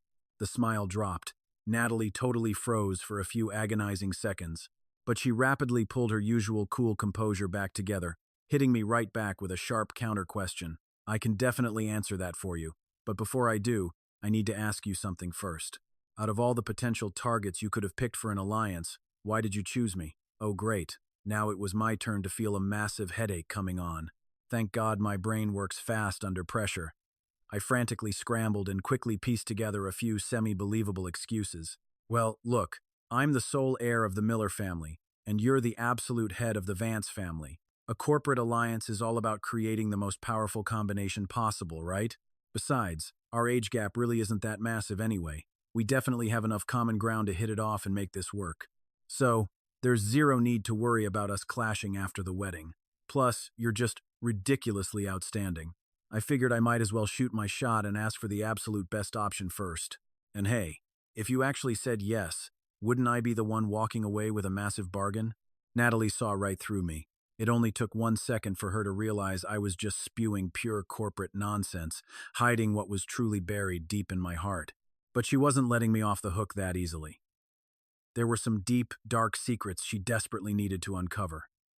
So, the second I finished my rambling excuses, she pressed in for the kill. Be honest with me, deep down in your heart, if your first choice for this alliance was always me, would you really have spent all that time begging on your knees to marry Chloe instead? In a flash, the entire interior of the car plunged into a suffocating, dead silence. Just hearing that name dragged me back into a bleak, miserable past, and I felt my eyes twitch with bitter memories. Natalie instantly picked up on my sudden shift in mood, but right as she opened her mouth to change the subject, my voice cut through the silence, heavy and cold. No, just one flat, absolute word. I locked eyes with her, letting her see a burning, unshakable resolve she had never witnessed from me before. If you had said no to this marriage, I told her, I would have torn up this entire alliance without a second thought. A quiet, almost hidden sigh of relief escaped Natalie's lips. She gently rubbed her fingertips together, gearing up to ask 2 questions that meant absolutely everything to me. Was Chloe not enough for you? Didn't you fall madly in love with her? Her voice was barely a whisper, carrying a tangled web of hidden emotions, but I didn't miss a single beat. I knew exactly what she was really asking, and I knew my next words would make or break our entire future together. Natalie was fiercely proud, keeping her guard up at all times. There was no way in hell she would ever settle for being a backup plan for some pathetic, unrequited love story. In my past life, this incredible woman buried her feelings for over 30 long years. A tragic secret, only uncovered after her accidental death. That alone proved her terrifying, almost obsessive level of self-control. If she found out I was reborn and only picked her to dodge my past disasters, she would take those buried feelings straight to the grave, locking me out forever. I absolutely refused to let that happen again. So, I lied through my teeth. Honestly, I only ever cared about her pretty face. I figured if I had to be trapped in a political alliance anyway, marrying a total knockout wouldn't be half bad, which is why I chased her so hard. But come on, you're basically a mastermind. You already know I'm not the guy she truly loves, right? I was completely blind back then and only just figured it out. I am the young master of the Miller family, for crying out loud. Did you really think I'd just sit back and accept a wife who's pining after some other dude? So I dumped her, no hesitation. Besides, you are 100, no, 1,000 times better than she could ever be. I figured I'd shoot my shot with you instead. Anyway, everyone in North Capital already knows that when Logan Miller wants a woman, he will throw his pride in the trash and stop at absolutely nothing. I played it off with a cool, casual shrug, but Natalie's sharp gaze caught the faint, undeniable shimmer of tears threatening to spill from my eyes. She had survived the brutal, cutthroat business world for years, tearing through liars and snakes, so looking right through my fake bravado was child's play for her. Yet, staring straight at my clumsy lies, she couldn't bring herself to scold me. Her only instinct was to pull me into a tight embrace, and she did exactly that. We were officially husband and wife now, after all. All the messy boundaries she used to worry about were completely wiped away. She gently rubbed my back, her voice suddenly warmer and softer than a bright March morning. "That's not called stopping at nothing," she whispered. "That's called being brave." It was such a simple, quiet sentence, but it hit me like a ton of bricks, instantly smoothing over the jagged, bloody scars I had carried in my heart for lifetimes. The dam finally broke, and I completely let go of the suffocating agony I had been holding on to. Wrapped in the quiet safety of the car, there was nothing left but a newlywed couple holding on to each other for dear life. Once my breakdown ended, reality smacked me in the face, and a wave of pure, intense embarrassment washed over me. Did I really just bawl my eyes out like a baby in front of Natalie? How the hell was I supposed to explain that? But before I could even scramble for an excuse, Natalie beat me to the punch. "Weren't you curious why I said yes to this marriage?" "Honestly, my reasons match yours. Number 1, it's a massive power move for both of us. Number 2, you're actually a really great guy. And number 3, I'm not getting any younger, so it's time I settled down." Hearing her list those off, I instantly knew she was just making things up to save my pride. In my past life, this woman endured endless nagging from her family for my sake, staying completely single even at 35. So, I mumbled under my breath, "You little liar." A quick flash of surprise danced in her eyes before she gave a casual shrug. "Hey, you lied to me too. Let's call it even, 1-1. Meanwhile, on the completely opposite side of town, Chloe was aggressively drowning her sorrows, chugging liquor like it was water. Even after puking her guts out, she stubbornly refused to let go of her glass, looking like a total wreck. Right beside her, Austin was a pathetic, swollen-eyed mess, begging her with a raspy, broken voice. "Chloe, please, just put the drink down. If you keep slamming shots like this, you're going straight to the ER. Don't destroy yourself over some ungrateful social climbing jerk. He's not worth it, okay?" Hearing his pathetic whining, Chloe's bloodshot, glazed-over eyes flickered with a sudden, dangerous clarity. She violently grabbed Austin by the collar, her breath reeking of booze as she slurred her next words. "Ungrateful social climber? Are you kidding me? He only married my aunt just to piss me off. We've known each other for over 10 years. You think I don't know exactly how his twisted little mind works? He's just throwing a tantrum, so I'll beg him. Watch this. I'm going to find him right now. One snap of my fingers, and he'll come crawling right back." Spitting those arrogant words, Chloe shoved the empty liquor bottles out of her way. Stumbling and swaying, she forced herself up and staggered toward the door. Austin bit his lip, shadowing her every move with a face twisted in bitter jealousy. The second their cab pulled up to the South Bay villa, Chloe hammered in the passcode and barged right inside. Her heavy, relentless pounding echoed through the dead of night, completely shattering the peaceful silence of the estate. The head butler cracked the door open, his eyes widening the second he saw her face. He quickly waved the staff over to drag her inside, scrambling to head upstairs to alert Natalie. The chill of the night breeze sobered Chloe up just enough to fuel her rage. She forced her way upstairs, determined to cause a massive scene, and slammed her fists against the bedroom door. Natalie, abruptly and violently woken by the sheer racket, threw the door wide open. Taking one look at her utterly trashed, drunken state, Natalie's expression froze over into pure ice. Drag her away to sober up. Without a second thought, the butler ordered the staff to haul her thrashing body straight into the bathroom. That left only Austin standing alone in the hallway. He quickly tucked his head down, desperately trying to shrink into the shadows. Sounding like he was right on the verge of pathetic tears, he whimpered, "Good evening, CEO Vance." Natalie just swept a razor-sharp glare right over him. Just as she opened her mouth to interrogate him about this total mess, the soft sound of footsteps echoed from the bedroom behind her. "What is all this insane racket about?" Seeing me walk out, sleepily rubbing my eyes, the absolute zero of her icy gaze melted into a gentle warmth. She turned, softly taking my hand, and whispered to me, "You go back to bed, honey. I'll handle this trash right now." Hearing my familiar voice, Austin couldn't stop his head from snapping up. And right there, he laid eyes on the exact man Chloe had been obsessively crying over all night long. There I was, nestled safely in the arms of a far more powerful woman, being fiercely protected and completely spoiled. Realizing that every single one of his backstabbing, painstaking schemes had just gone up in smoke, and seeing the man he despised most in this world living the absolute dream life he desperately craved. Austin was swallowed whole by toxic hatred. He just couldn't resist stirring the pot. "Mr. Miller, Chloe knew you were getting married today. She spent the entire night completely heartbroken over you. No matter how furious you are with her, you had no right to use CEO Vance as a human shield just to crush Chloe's heart. She already swallowed her pride and agreed to marry you.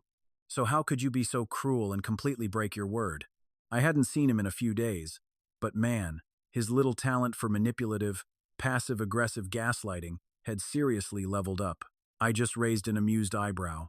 Just as I was about to put him in his place, Natalie's deep, bone-chillingly commanding voice echoed out, "My, what a sharp little tongue. First thing tomorrow, I'm definitely going to ask my dear sister-in-law how she managed to train such a remarkably well-spoken little servant." The second those words, sister-in-law, hit his ears, a violent shiver of pure terror ripped through Austin's entire body. Chloe's parents had always absolutely loathed him, actively hunting for any excuse to fire his entire bloodline, only surviving because Chloe played the savior and stopped them every single time. But if a titan like Natalie personally delivered this complaint to their doorstep, even if God himself came down from the heavens, nobody could save his pathetic family now. Pure panic set in. He frantically began to stammer, his desperate words tripping over his own tongue. "No, that's not it. CEO Vance. Every word I said is the absolute truth. The only man Mr. Miller has ever wanted to marry is our young lady. Everyone in the entire North Capital knows it." But before his garbage mouth could even finish that sentence, I rolled my shoulders, cracked my wrists, and planted two ruthless punches directly into his face. I put my entire weight into it, beating that smug look off Austin until he was literally seeing stars. "What right do you have to hit me?" Blindsided and spitting blood, Austin completely lost his mind, slumping onto the floor and screaming like a total maniac as his fake persona crumbled. I just stared down at him with zero pity.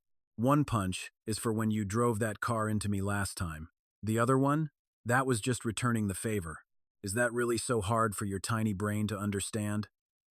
Hearing my brutal confession, Natalie's terrifying gaze sharpened into a lethal blade. As she glared down at the pathetic worm on her floor, the suffocating gravity of her deadly aura made a freezing spike of dread impale Austin's spine. There wasn't a trace of fiery anger. There wasn't even a shred of human contempt. It was just a bone-chilling indifference, staring down at him like he was a filthy, easily squashed insect. In a split second, his scalp went completely numb, feeling, for the very first time in his life, that the Grim Reaper was breathing right down his neck. And right as his sanity hovered on the absolute edge of a total, irrecoverable breakdown, the butler finally dragged Chloe out. The cold night air had mostly snapped her out of her drunken stupor. The second she crossed the threshold, her eyes locked dead onto me. She stumbled, lunging forward to grab my shirt, but a sharp smack echoed through the hall. Natalie had violently slapped her hand away. Spoiled rotten for years, Chloe's absolute brat of a temper instantly flared up. She opened her mouth, ready to scream bloody murder on instinct. But the split second she looked up and registered who was glaring down at her, The furious snarl on her face melted into sheer, suffocating terror. It was Aunt Natalie. And toward this bratty niece, who honestly wasn't even that much younger than her, Natalie wasn't usually the type to throw her weight around as an elder. But right now, she was utterly furious. Stripping away every last ounce of Chloe's dignity, she tore into her right in front of the entire household staff. "Chloe Vance, you really have the nerve to drag your drunken tantrums right to my doorstep? And you even brought along a rabid dog that bites. Are you going senile? Or did you just conveniently forget my absolute rule: the Vance family does not tolerate useless, freeloading parasites?" That single, venomous sentence dropped the temperature of the entire villa to freezing. Nobody even dared to breathe too loudly. The servants shrank back into the shadows, desperately trying to make themselves invisible, praying they wouldn't accidentally cross the head of the family. Everyone, that is, except for me. This was honestly the very first time I'd ever seen Natalie get this fiercely protective and angry. And man, it was also the first time I got to watch the usually untouchable, lawless Chloe Vance beaten down into total submission. I couldn't help but smirk at the sight. It's true what they say, there's always a bigger fish. Now that I had an absolute powerhouse backing me up, there was zero reason for me to bite my tongue or endure her garbage anymore. I stepped up to lay it all on the line. "Chloe, since you'll be calling me uncle from today onward, let's get a few things perfectly straight. I have absolutely zero interest in being dragged into the sickeningly dramatic little soap opera between you and Austin. You two are made for each other, honestly, but none of it has anything to do with me anymore. Don't ever show your face in front of me again for no reason. I have my own family now, and let me remind you, I am your elder. If we happen to cross paths down the road, I expect you to maintain the bare minimum level of respect. I'm not asking you to bow and scrape, but you'd better mind your damn manners. Unless you want high society gossiping that the Vance family failed to raise its daughters properly. Understood?" Those few calm words hit like a truck, leaving Chloe trembling uncontrollably with pure, helpless rage. She frantically scrambled to find words for a comeback, but then another voice cut through the air, one that struck absolute, bone-chilling fear straight into her heart. "Are you deaf, or did you understand him perfectly?" Seeing Chloe finally bury her head in utter defeat to admit her mistake, Natalie just let out an exhausted sigh. Tossing one last dagger over her shoulder, she grabbed my hand to head back to our room. "If you understood, then why the hell are you still here? Do I need security to throw you out?" Chloe didn't dare linger for a single second longer. She grabbed Austin by the collar, and the two of them scrambled out in a panicked, pathetic rush. The villa finally fell back into its peaceful quiet. I let out a heavy yawn, but just as I collapsed back onto the mattress, Natalie instantly nestled right into my arms. "What exactly was that car accident about?" she whispered. "Is the scar on your forehead from that crash? Please, tell me." I didn't want to stress her out, so I tried to brush it off with a light laugh. "Hey, it's fine, it's all ancient history now. Just look at me. I'm right here, completely healthy, aren't I?" But Natalie wasn't having it. Frowning, she immediately snatched her phone to book a full-body scan at the hospital, instantly cutting me off. "You getting hurt is never a small matter." Hearing the raw, undeniable worry cracking her voice, my throat tightened. I was so incredibly moved I almost broke down right then and there, but I fought back the tears. Instead, I laid it all out. I told her every single grueling thing I had endured over the past few months, from start to finish. Cut to the afternoon of the very next day. Chloe was violently shaken awake from her hangover by frantic hands. Clutching her pounding, dizzy head, she snapped her eyes open, fully ready to scream at whoever dared to wake her, only to find Austin kneeling over her, sobbing hysterically. "Chloe, the madam, she wants to fire my parents. She's kicking my entire family out of the Vance estate. Please, you have to do something." At those words, the groggy haze in her brain instantly vanished without a trace. She bolted completely upright in bed, her eyes wide with total disbelief. That's impossible." Scrambling for her phone, she desperately dialed her mother to demand what the hell was going on. But the split second the call connected and her mother heard why she was calling, she shut her down cold. "There is absolutely zero room for discussion on this matter." Click. Hearing that utterly unyielding, icy response, Austin broke down, weeping even louder, desperately clinging to her and begging her nonstop to fix it. "Miss Chloe, please. You've got to try and persuade your mother again, okay? Our family did absolutely nothing wrong to deserve this. I only wanted to stay right here by your side, that's all. You have to understand how much you mean to me, right? Seeing him completely break down and sob like this made Chloe's heart ache terribly for him. After tracking down exactly where her mother was currently staying, she dragged Austin's entire family along and rushed straight toward the old family estate to fix this mess. The ancestral estate, which was usually dead quiet, actually had a massive crowd visiting today. Even from way down the road, the loud chatter of voices could be heard crystal clear. Chloe had absolutely no clue what kind of event was happening inside, so her original plan was just to lay low and wait for her mother to come out to speak. But after standing there for barely 3 to 5 minutes, she just couldn't bear Austin's endless, tearful begging anymore and forcefully barged right through the main doors. The very instant those heavy living room doors were aggressively thrown open, every single person in the grand hall snapped their heads around. Seeing all the respected elders and youths of the Vance family, along with my own parents, all gathered together under one single roof, while Natalie and I were right in the middle of kneeling before Elder Vance to formally serve him tea. At this exact sight, Chloe instantly realized she had picked the absolute worst possible time to crash the party. She was just about to drag her people back out and bolt, but Austin's mother, who was totally oblivious to the heavy vibe of the room, wiped her face and dropped straight to her knees in front of Chloe's parents. She sobbed and wailed through her pathetic tears. "Madam, my husband and I have faithfully served you and the master for over 10 years, and I watched the young miss grow up with my own 2 eyes. Why on earth are you throwing our whole family out on the street without a single word of explanation? If there is anything at all we messed up, just tell us and we'll fix it immediately."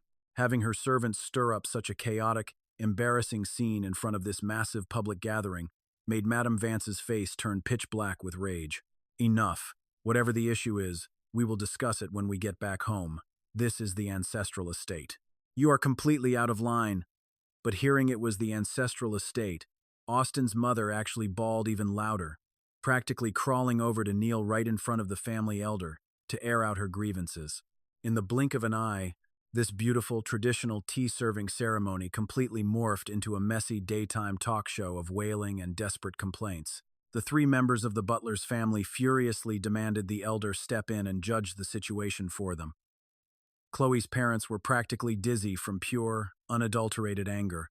Yet, just to maintain proper etiquette and save face in front of the guests, they couldn't exactly drag them out kicking and screaming. Elder Vance had always been a generous guy and never once mistreated his household staff. So, hearing all this drama, he was obviously bound to demand a clear explanation. Seeing that her grandfather was getting personally involved in the mess, Chloe instantly knew that a major disaster had struck. She didn't dare make another peep, frantically throwing desperate, wide-eyed looks at Austin. But Austin, completely wrapped up in his own pathetic misery, just assumed she was planning to dump him to save herself. So, he just followed his mother's lead, aggressively smashing his forehead against the floor in repeated bows. Seeing this whole circus about to spiral completely out of control, Natalie casually picked up a glass cup from the table and violently smashed it right at the feet of Austin's family. With a deafening crash, glass shards exploded everywhere, and the grand hall, which had just been a foul, chaotic mess of crying, fell into absolute pin-drop silence. After gently helping me sit back down, Natalie walked right up to the elder, dipped her head slightly, and said, "Dad, why don't you, Uncle Miller, and Aunt Miller head upstairs for some tea and catch up? Leave this messy matter to me to handle. I promise I will definitely give you and the rest of our relatives a proper explanation." Hearing those confident words from her, Elder Vance instantly relaxed and headed upstairs with his in-laws. Now, only the core Vance family members remained in the living room. Natalie took the main seat of honor, glaring coldly down at the 3 pathetic figures still kneeling on the floor, her voice dead and completely devoid of emotion. "Austin, I seem to recall you being pretty good with words. So, why don't you represent your family and explain everything, crystal clear?" Facing this terrifying head of the household, the woman who made every single subordinate shake in their boots just hearing her name, Austin was filled with absolute terror deep down in his bones. But he also knew that with this massive audience watching, this was the only lifeline he had left to grab. So, he wiped the pathetic tears off his face, stayed firmly planted on his knees, and spilled the entire story, detailing the start and finish of this whole messy incident. When he finished, the Vance family relatives, the muscle guarding the doors, and even the other servants all exchanged completely speechless looks. Come on, it was the 21st century. Weren't they just getting fired? It wasn't like they were cursed to never find another job again. Did they really need to throw such a massive, embarrassing tantrum? Throughout it all, only Natalie's icy expression hadn't twitched a single bit. She calmly waved her brother and sister-in-law over, ordering them to gather every last servant in the household for a little chat. Right in front of the whole room, she flat out asked the staff how they felt about Austin's family getting the boot. The second she opened that door, the usually quiet servants stepped up, spilling every bit of pent-up anger they had been holding on to. Honestly, the madam didn't do a single thing wrong, one said. Austin just used the young lady's crush on him to boss everyone around and act like he ruled the house all day long. He actually had the nerve to steal the madam's expensive jewelry and designer clothes. He threatened us to keep our mouths shut, saying if the madam ever asked, we were supposed to blame the young lady for taking and breaking them. Good riddance, I say, another chimed in. Austin's mom bragged every single day about how her precious son was eventually going to climb his way into high society. She shoved all her chores onto us and just slacked off, never doing a lick of work. And the dad was just as bad. He'd even steal the gifts guests brought over. Whenever he got caught red-handed, he'd swear the young lady gave him permission. God only knows how many times they pulled that stunt. With every new accusation, the faces of Austin's family drained of color, turning a sickly, deathly pale. Chloe, who looked like she was about to explode from pure anxiety, finally showed a crack in her defenses as the awful truth washed over her. The rest of the Vance family was practically seething with righteous anger, glaring at them with eyes as cold as ice. Not a single soul in that room had a shred of pity left for those three grifters. I just sat there, watching the whole circus unfold from the sidelines. I picked up my teacup, took a slow sip, and let a cold smirk cross my face. In my past life, this exact scene had played out. But back then, I hadn't had my wedding yet. Natalie was stuck way overseas, and Chloe was nowhere near my side. Instead, Chloe had barged right in with Austin's family, playing the ultimate savior, and old man Vance, going soft in his old age, actually bought their pathetic crying act, chewing out Chloe's parents right on the spot. Sure, Chloe's folks took the heat that day, but the second they got home, they found another excuse to kick Austin's family to the curb anyway, and demanded massive compensation. Thanks to that, those leeches ended up drowning in debt to some brutal loan sharks. Backed into a corner, their only way out was to marry Austin off to the debt collector to wipe the slate clean. 3 years into that miserable marriage, his wife died, and that was the exact moment my fate hit a massive, tragic turning point.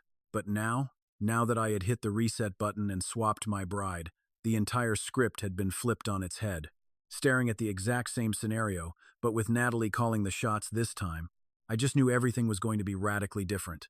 And honestly, reality was playing out exactly the way I wanted.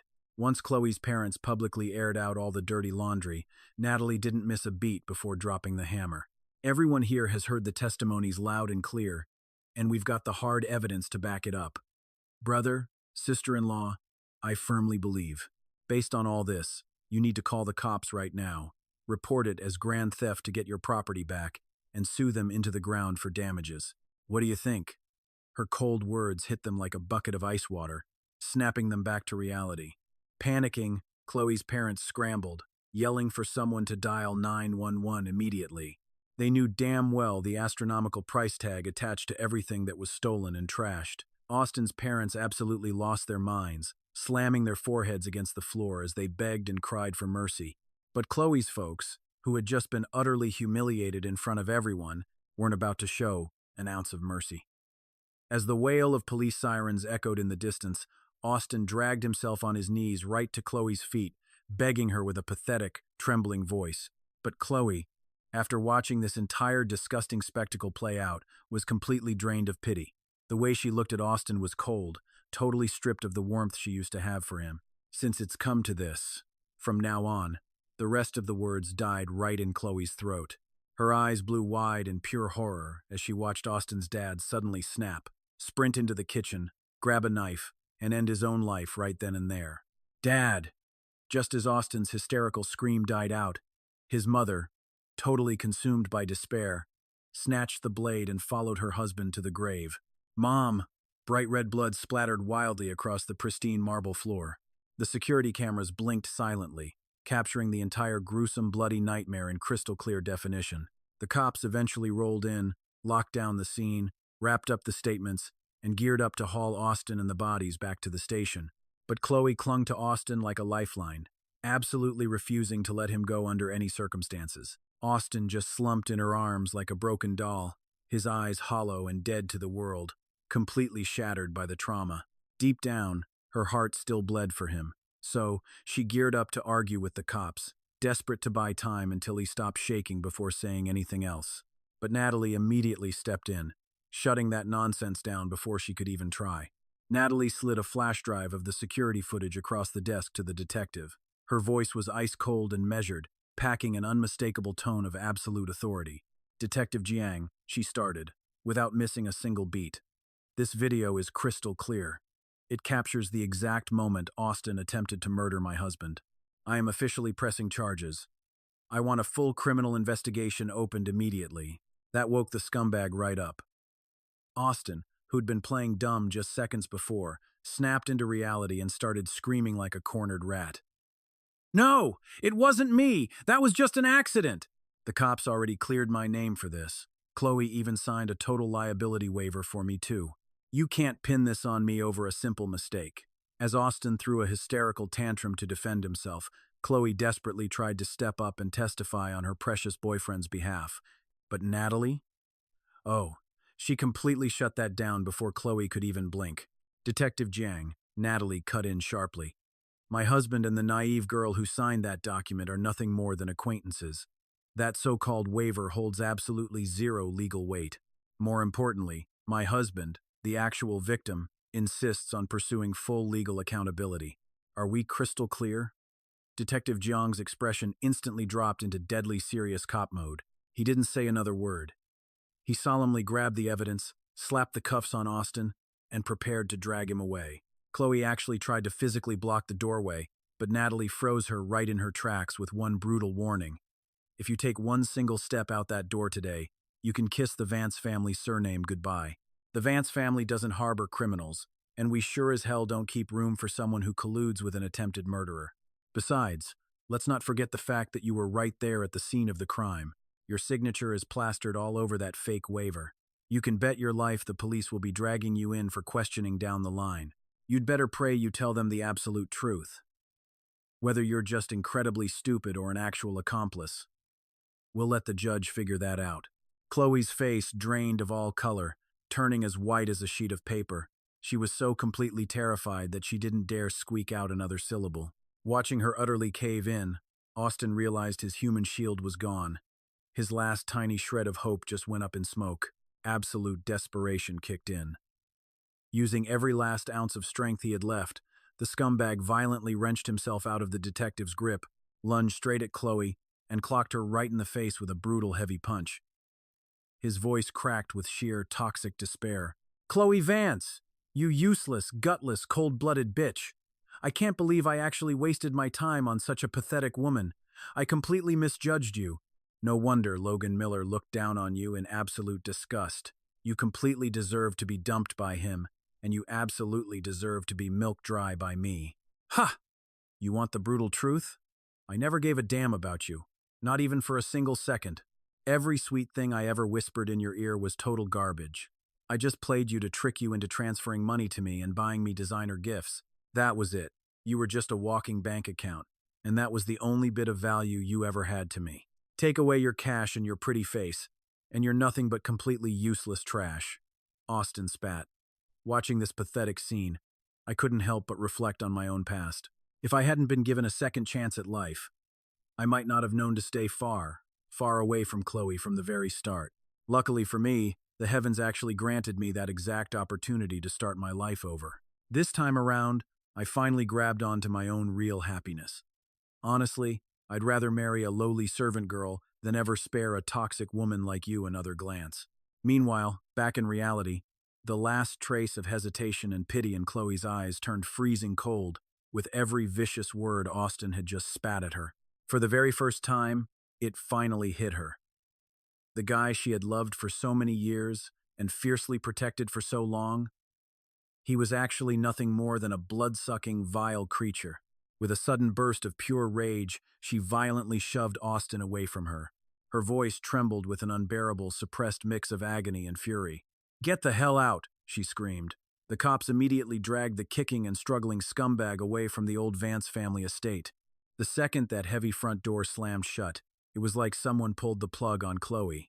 Every ounce of strength completely drained out of her body. She slowly turned around, and just so happened to lock eyes with a very familiar face mine. Logan. I didn't give Chloe a single ounce of sympathy. Instead, I just reached out and took Natalie's hand, keeping my voice incredibly soft and tender as I spoke to my wife. "Well, that mess is temporarily settled," I smiled. "Come on. It's time we go serve tea to my parents. They've probably been waiting forever and are getting impatient." Watching us walk away side by side, the last spark of light in Chloe's eyes completely died out. A sharp, crushing wave of agony ripped right through her chest. It hurt so unbelievably bad that she completely broke down, tears uncontrollably pouring down her face. She could physically feel it, like the most important piece of her soul had just been ripped away from her body, slowly drifting further and further into the distance. Later, on the car ride back home, Natalie kept nervously flipping through my hospital medical report that her secretary had just dropped off. She must have obsessively read the sentence stating, "Minor superficial trauma. Internal organs and bones show absolutely zero abnormalities," at least 6 or 7 times before her racing heart finally settled into absolute peace. I smoothly snatched the paper from her hands and tossed it into my bag with a laid-back chuckle. "I already told you I was completely fine. But no, you just insisted on dragging me in for a full checkup this morning. Now can you finally rest assured?" I teased. She sighed softly. "I just had to see the medical results with my own 2 eyes. I don't care if it took extra time," she added, her voice full of warmth. "I just feel so much more at ease knowing for 100% fact that you're safe." She was absolutely right. I nodded in agreement, but then a crucial thought suddenly hit me like a ton of bricks. "When exactly did you get your hands on the security footage from Chloe's mansion?" I asked. "Just this morning," Natalie replied, not missing a single beat. That threw me for a loop. "Wait. She didn't know you had it?" I asked. "She doesn't need to know," Natalie said coldly. "After all, every single asset attached to her name passes right through my hands. The mansion, the luxury cars, the company shares. There are absolutely zero exceptions." Hearing that kind of absolute power, a bizarre thought sparked in my mind. But before I could even pin it down, that lightning-fast flash of inspiration vanished into thin air, leaving behind nothing but a weird, lingering knot in my chest that just wouldn't fade away. Still, since the whole mess with Chloe was finally completely resolved, I didn't want to waste another second dwelling on the past. Instead, I enthusiastically asked Natalie if she wanted to test out my cooking skills. She shot me a completely stunned look. "Wait, you actually know how to cook?" she asked, genuinely amazed. Well, being 21 years old, of course I didn't actually know how. But back in my past life, after we had our baby girl, I learned a whole lot from a professional nutritionist. Still, I didn't dare act cocky or pretend to be some master chef in front of her, playing it humble and saying I only knew the basics. Cut to me in the kitchen, where I somehow managed to fry a beautiful, fresh catfish until it was a completely pitch-black block of charcoal.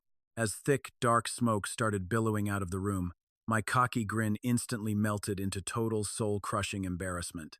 Racking my brain for a decent excuse, I muttered, "Look, I only know how to make healthy meal preps. This is my first time frying a whole fish, so messing up is totally normal, right?" Natalie bit her lip, trying so hard not to burst out laughing, and completely backed up my ridiculous excuse. "Then let's just stick to your healthy meal preps from now on," she smiled. "It's better for both of us to eat clean, live a long time, and grow old together." It was such a beautiful, heartwarming thing to say, yet hearing it sent a massive wave of sorrow crashing over my heart. In my previous life, I only made it to 35, and she died that exact same year.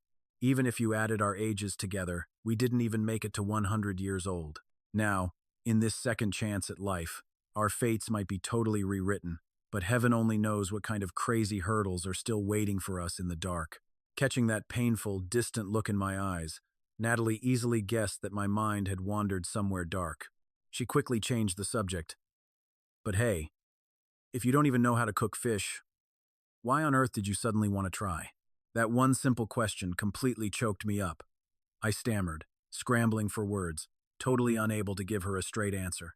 Finally, feeling a bit flustered, I stubbornly wiped my soot-covered hands right onto her clothes. I heard it's your absolute favorite. That's why I tried. Man, if I knew you were just going to roast me, I wouldn't have even bothered.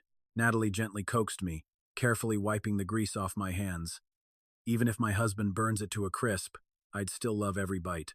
How about we order a few more fresh ones on delivery? I'll stand right here and help you watch the stove. We are definitely nailing this today. Hearing her say that, my bruised ego puffed right back up. I rolled up my sleeves for round 2, and after several grueling hours of sweating over the stove and sacrificing 3 traumatized fish that died staring at me, I finally managed to stew a perfect, creamy white pot of fish soup. Natalie instantly snapped a photo to immortalize the victory, uploading the very first social media post of her entire life. The caption read, "The very first bowl of fish soup made by my wonderful husband." In mere minutes, her notifications exploded with well over 99 likes and comments. Wait, who made that? Logan? Since when does he know how to cook? None of us had a clue. I am so freaking jealous. Somebody come make me some soup right now, seriously. I want to sip so bad. Next time we hang out, you better make my brother-in-law show off his skills. And, as fate would have it, Chloe was doom-scrolling and saw that exact post. She stared dead at the corner of the photo, zooming in on my hand wearing that gleaming wedding band. In that split second, the crushing, hollow agony in her chest reached its absolute peak. That ring was supposed to be hers. That warm bowl of soup was supposed to be cooked just for her. But now, it was all gone. She had absolutely nothing left, doomed to a lifetime of freezing, lonely regret. Where exactly did everything go so completely wrong? Chloe couldn't make sense of it, so she did the only thing she could, drowning her bitter sorrows in cheap alcohol. The moment the liquor hit her brain, all those desperate, suppressed feelings shattered their chains. Shaking, she completely caved in and dialed my number. It rang 3 times before finally connecting on the 4th try. Sitting there in a drunken, dazed stupor, she gripped the phone, her voice completely muffled and heavy with tears. "Logan, I was so wrong. I never should have treated you like dirt all those times. I'm so sorry. I know you still care about me deep down. You only married my aunt just to get back at me, right? Just divorce her and come back home to me, okay? I swear, I promise from now on, I'll be completely devoted to you." She sobbed into the receiver, drunkenly pouring out every single one of her toxic, desperate delusions for me to hear. But the line stayed dead silent, not a single breath, not a single word. That suffocating silence sent a spike of pure panic straight through Chloe's chest. "Logan, why aren't you saying anything?" she stammered, her voice shaking. "Honey, where's the hairdryer?" The moment that faint, agonizingly familiar voice echoed through the speaker, Chloe's lungs just froze. A split second later, Natalie's voice rang out right next to the receiver, crystal clear and intimate. "Hold on, babe, I'll bring it right to you." But after that tender reply to me, her tone flipped, turning absolutely ice cold. "Chloe Vance, your top priority right now is giving a damn good explanation to the cops, instead of harassing the uncle you've disrespected time and time again." Beep. The line went dead. Chloe's heart plummeted, swallowed whole by the crushing darkness of the night. Meanwhile, on my side of town, Natalie was casually holding the blow-dryer, running her fingers through my damp hair while casually messing with my phone. I glanced up, asking casually, "Did someone just call?" Natalie just nodded, completely unfazed as she dropped the truth. "Chloe got wasted again and tried to throw a drunken tantrum. I gave her a piece of my mind for you." Hearing her say she gave Chloe a piece of her mind felt a little surreal, but realizing that Chloe and I were now technically relatives, man, a glorious, soaring rush of absolute victory just exploded in my chest. I couldn't hold back my smirk, needing to get the full scoop. From the sound of it, you put her in her place pretty often. But aren't you only 6 years older than her? Seeing the burning curiosity on my face, Natalie just let out a soft, knowing laugh. Back when that brat was in kindergarten, she was way out of control. She actually yanked a chair right out from under an elder. making him take a nasty fall that ended in a bad fracture. He was stuck in the hospital for half a month. I disciplined her hard. Ever since that day, she cowers like a terrified mouse the second she sees me. So you gave her some serious childhood trauma, I joked, finally understanding exactly why she was so deeply terrified of my new wife. But really, what do you think of her? Natalie's hand paused for a beat, a heavy, complicated look flashing across her eyes. After a long, loaded silence, she weighed her words carefully before giving me the raw truth. Too reckless, immature, completely incapable of handling any real responsibility. It was a brutally honest takedown. I was honestly blown away by how dead-on her read of Chloe was, and naturally, my ego couldn't resist asking what she thought of me. This time, she paused even longer. Brilliant, grounded, decisive, and most importantly, you have excellent taste in women. Having literally lived through 2 lifetimes, this was the very first time anyone had ever looked at me and used those words. But deep down, only I knew the truth. Those weren't just traits, they were brutal lessons I'd paid for in blood and endless tears. 7 years of a suffocating, loveless marriage, a beautiful daughter who died far too young, and a miserable life rotting away in a hospital bed, swallowed by grief. Even though that hellish past is finally in the rearview mirror, the second those memories creep back in, a cold, lingering terror still grips my throat. I just pulled Natalie closer, burying my face in her chest, anchoring myself to the steady thud of her heartbeat. Only then could I finally breathe and let that dark trauma fade. This was it, a brand new start. And as the days ticked by, right on the day the first winter snow hit, Austin the bastard, facing a mountain of charges from grand theft to attempted murder, was officially slammed with a 6-year prison sentence. When the news finally reached Chloe, she was completely blacked out, barely registering a damn thing. Over the last 6 months, she had totally spiraled, just drowning her absolute misery in cheap booze, barely staying sober for a single day. Nobody could pull her out of the gutter. And every single time she got trashed, she'd just sit there, obsessively muttering my name. Her friends would just share awkward, pitying looks, but not a single one dared to intervene. Actually, let's be real, none of them had a death wish. Nobody wanted to cross Natalie. After all, the paparazzi had caught us living our best lives on our overseas honeymoon, completely head over heels just before New Year's Eve. Natalie flew us back from our romantic getaway just in time to ring in the new year with the family. Right in the middle of that lavish New Year's Eve family dinner, she stood up, her face glowing with pure joy, and dropped a total bombshell on everyone. "I'm pregnant, and the doctor says we're having twins." While the whole room erupted in massive cheers and applause, Chloe totally snapped. Her wine glass slipped, shattering violently against the floor. The entire dining room went dead silent, every head turning to stare at her. Her face was ghost white. Trembling, using every single ounce of her pathetic strength, she somehow managed to grind out the word, "Congratulations," through tightly clenched teeth. You could practically feel the suffocating tension. Every single second dragged on like pure agony for her. Barely 10 minutes later, Chloe fumbled through a pathetic excuse and bolted from the party. That night, she couldn't sleep. She didn't drink. She didn't even cry. She just sat shivering in a dark corner, drowning in memories of what she had thrown away. As the harsh, cold light flickered over the empty room, she just stared blankly at all the little treasures in the display cabinet I had given her over the years, especially that glass jar, stuffed with 999 paper stars I had painstakingly folded by hand when I was just 10 years old. The scale model I painstakingly spent over half a month assembling back when I was just 16, and the custom brooches and cufflinks I poured my heart into designing at 20. As she stared at my old belongings, Chloe's eyes brimmed with heavy, regretful tears. A crushing wave of intense pain paralyzed her entire body. It felt like invisible hands were squeezing her heart so tightly that she couldn't even catch a single breath. Burying her face in her hands, her hot tears slipped through the gaps of her trembling fingers, completely soaking her sleeves in pure despair.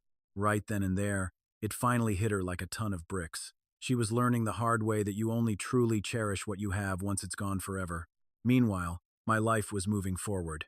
Even though our babies were only 3 months along, my wonderful wife, Natalie, was already hyped about picking out names. She flipped through a dozen cute names for both boys and girls, complete with little childhood nicknames, and happily handed the list over for me to check out. Setting down my parenting book, I took one quick look and was instantly captivated by a single, familiar name.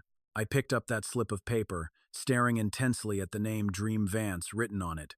Out of nowhere, a misty layer of warm tears rushed to my eyes. How did you think of picking this name?" I asked, my voice trembling with emotion. Although she had no idea why I was suddenly so choked up, Natalie immediately pulled me into a warm, comforting hug. "Is it no good, babe?" "It's okay. We can just toss this one out. Let's take a look at the other ones," she said softly, reaching out to pull the little slip of paper away and throw it in the trash. But I stopped her, pressing that fragile piece of paper tightly against my chest. Smiling through my happy tears, I whispered, "No, let's use this exact one. We are definitely going to have a beautiful daughter, and when the time comes, her name will be Dream," I told her, speaking with absolute, undeniable certainty. Natalie just smiled, gently raising her hand to wipe away the stray tears resting at the corners of my eyes. Handing me another slip of paper, she said, "Then our other sweet child shall be named River." Hearing that, it suddenly clicked, and I realized something mind-blowing. Dream Vance was my daughter's exact name in my tragic past life. Back then, I thought it was chosen by Elder Vance, but hearing this specific pair of names that she had just picked out so naturally, it hit me like a shockwave. The name Dream seemed to have been secretly chosen by Natalie all along, even in my past life. My mind raced back to that previous timeline. I remembered taking my child to the old estate to visit the elder, right when Natalie, who had been living abroad that whole time, happened to return to the country. As I was walking in, we bumped right into each other at the front door. After a quick, polite greeting, I tried to make a fast exit, but she uncharacteristically called out to stop me in my tracks. "You came back here with a child, all by yourself? Where is she?" Natalie had asked, her voice tight with unsaid emotion. Back in those dark days, Chloe was still drowning in the devastating news of her crush Austin's marriage. She was drinking herself to sleep every single night, and I wouldn't even see her once in half a month. My heart felt incredibly bitter and broken. Yet, like an absolute fool, I still forced myself to cover up for my terrible wife. "She's just been really busy lately, and I didn't want to disturb her important work, so I came back alone," I replied, forcing a fake smile. Even though so many years have passed since that moment, I still vividly remember the heavy look Natalie gave me. Her gaze was clouded with dark, unreadable emotions, deeply intertwined with a shred of hidden agonizing pain. I was completely blind to it back then, but thinking back on it now with clear eyes, my heart just swells with a chaotic mix of feelings about how naive I was in my past life. Back then, I was fueled by a stubborn, blind courage, refusing to give up on my doomed marriage until I hit an absolute dead end. And Natalie, she kept her own heart heavily guarded, hiding her true feelings from me in absolute secrecy. Because of our unspoken secrets, the two of us tragically ended up missing out on each other for so many wasted years. Fast forward 7 months in this new life, and my amazing Natalie gave birth to beautiful twin daughters. After talking it over, we decided our eldest, Dream Vance, would grow up to inherit the Vance family empire.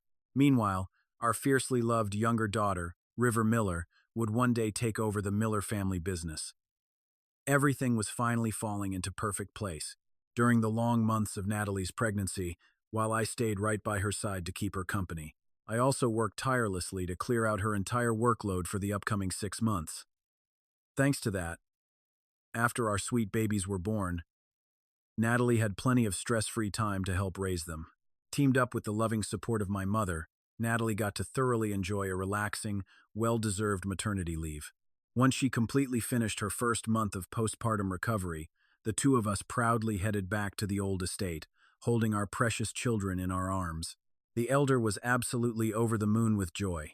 He brought out the priceless jewelry and vintage ornaments left behind by the late matriarch. He generously split the treasure into 2 equal parts, gifting them entirely to our 2 little babies. The rest of the Vance family elders showered us with lavish, over-the-top gifts, too.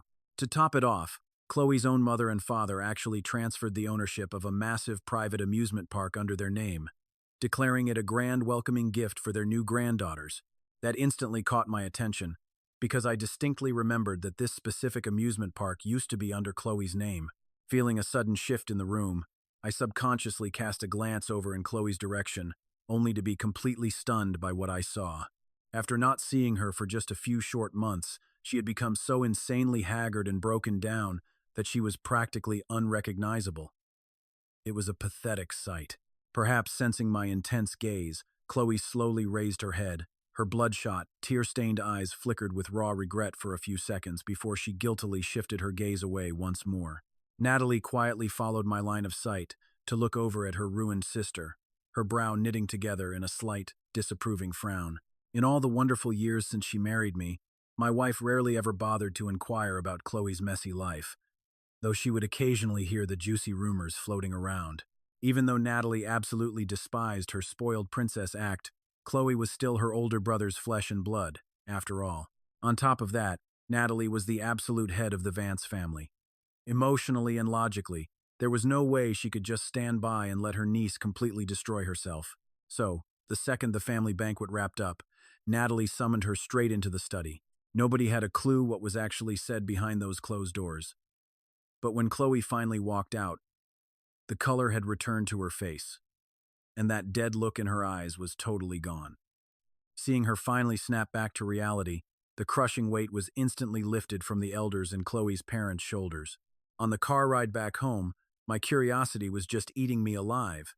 "Honey, what on earth did you two talk about in there?"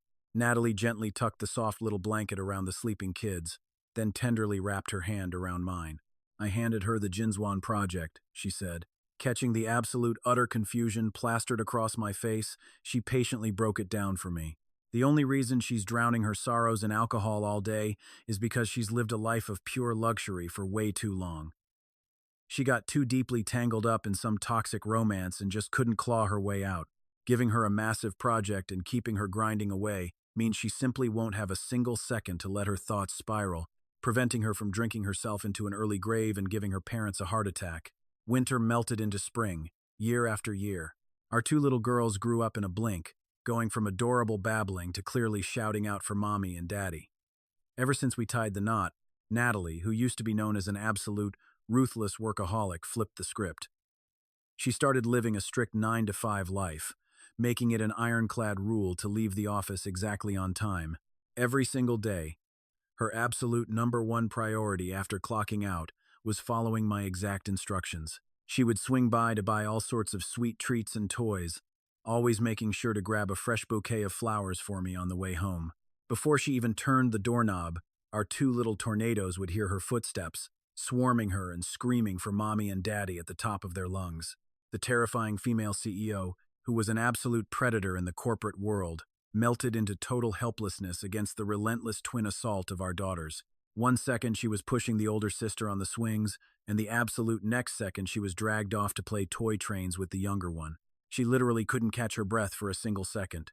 After enduring this sweet, exhausting torture for 4 or 5 years, even the mighty Natalie was completely running on fumes. The very moment the girls hit the right age, she practically sprinted to enroll them in kindergarten. On their very first day, after waving goodbye and watching their tiny figures disappear behind the school gates, she let out this massive, dramatic sigh of relief and eagerly dragged me away by the hand. Watching the fierce boss act so ridiculously impatient, I clicked my tongue twice and shot her a teasing smirk. Man, I wonder who it was that said having 2 daughters was a pure blessing. Didn't someone claim they wanted to cherish absolutely every single second of their childhood? I could have sworn someone even wanted to build a private kindergarten right in our living room. It's barely been a few years, and you're already throwing in the towel? Natalie rubbed her temples, looking like a woman deeply regretting her past naive delusions. Neither of us are even remotely that hyper or chaotic, she muttered. So how in the world did both of our kids end up so ridiculously rowdy and explosive? Honestly, I was the absolute expert on this exact issue. I stared right into her soul and dropped the heavy truth. Gee, maybe because you spoil them absolutely rotten? Every single time I try to lay down the law, you swoop in and play the sweet savior. How could they ever learn to chill out? If you ask me, you dug this exhausting little grave all by yourself, babe. After taking that completely justified scolding, Natalie didn't dare peep a single word in defense. Seeing the almighty CEO take my criticism in total silence made our driver, Uncle Lou, bust out laughing. Sir, I swear, ever since you married CEO Vance, Her intimidating status in this household has seriously plummeted day by day.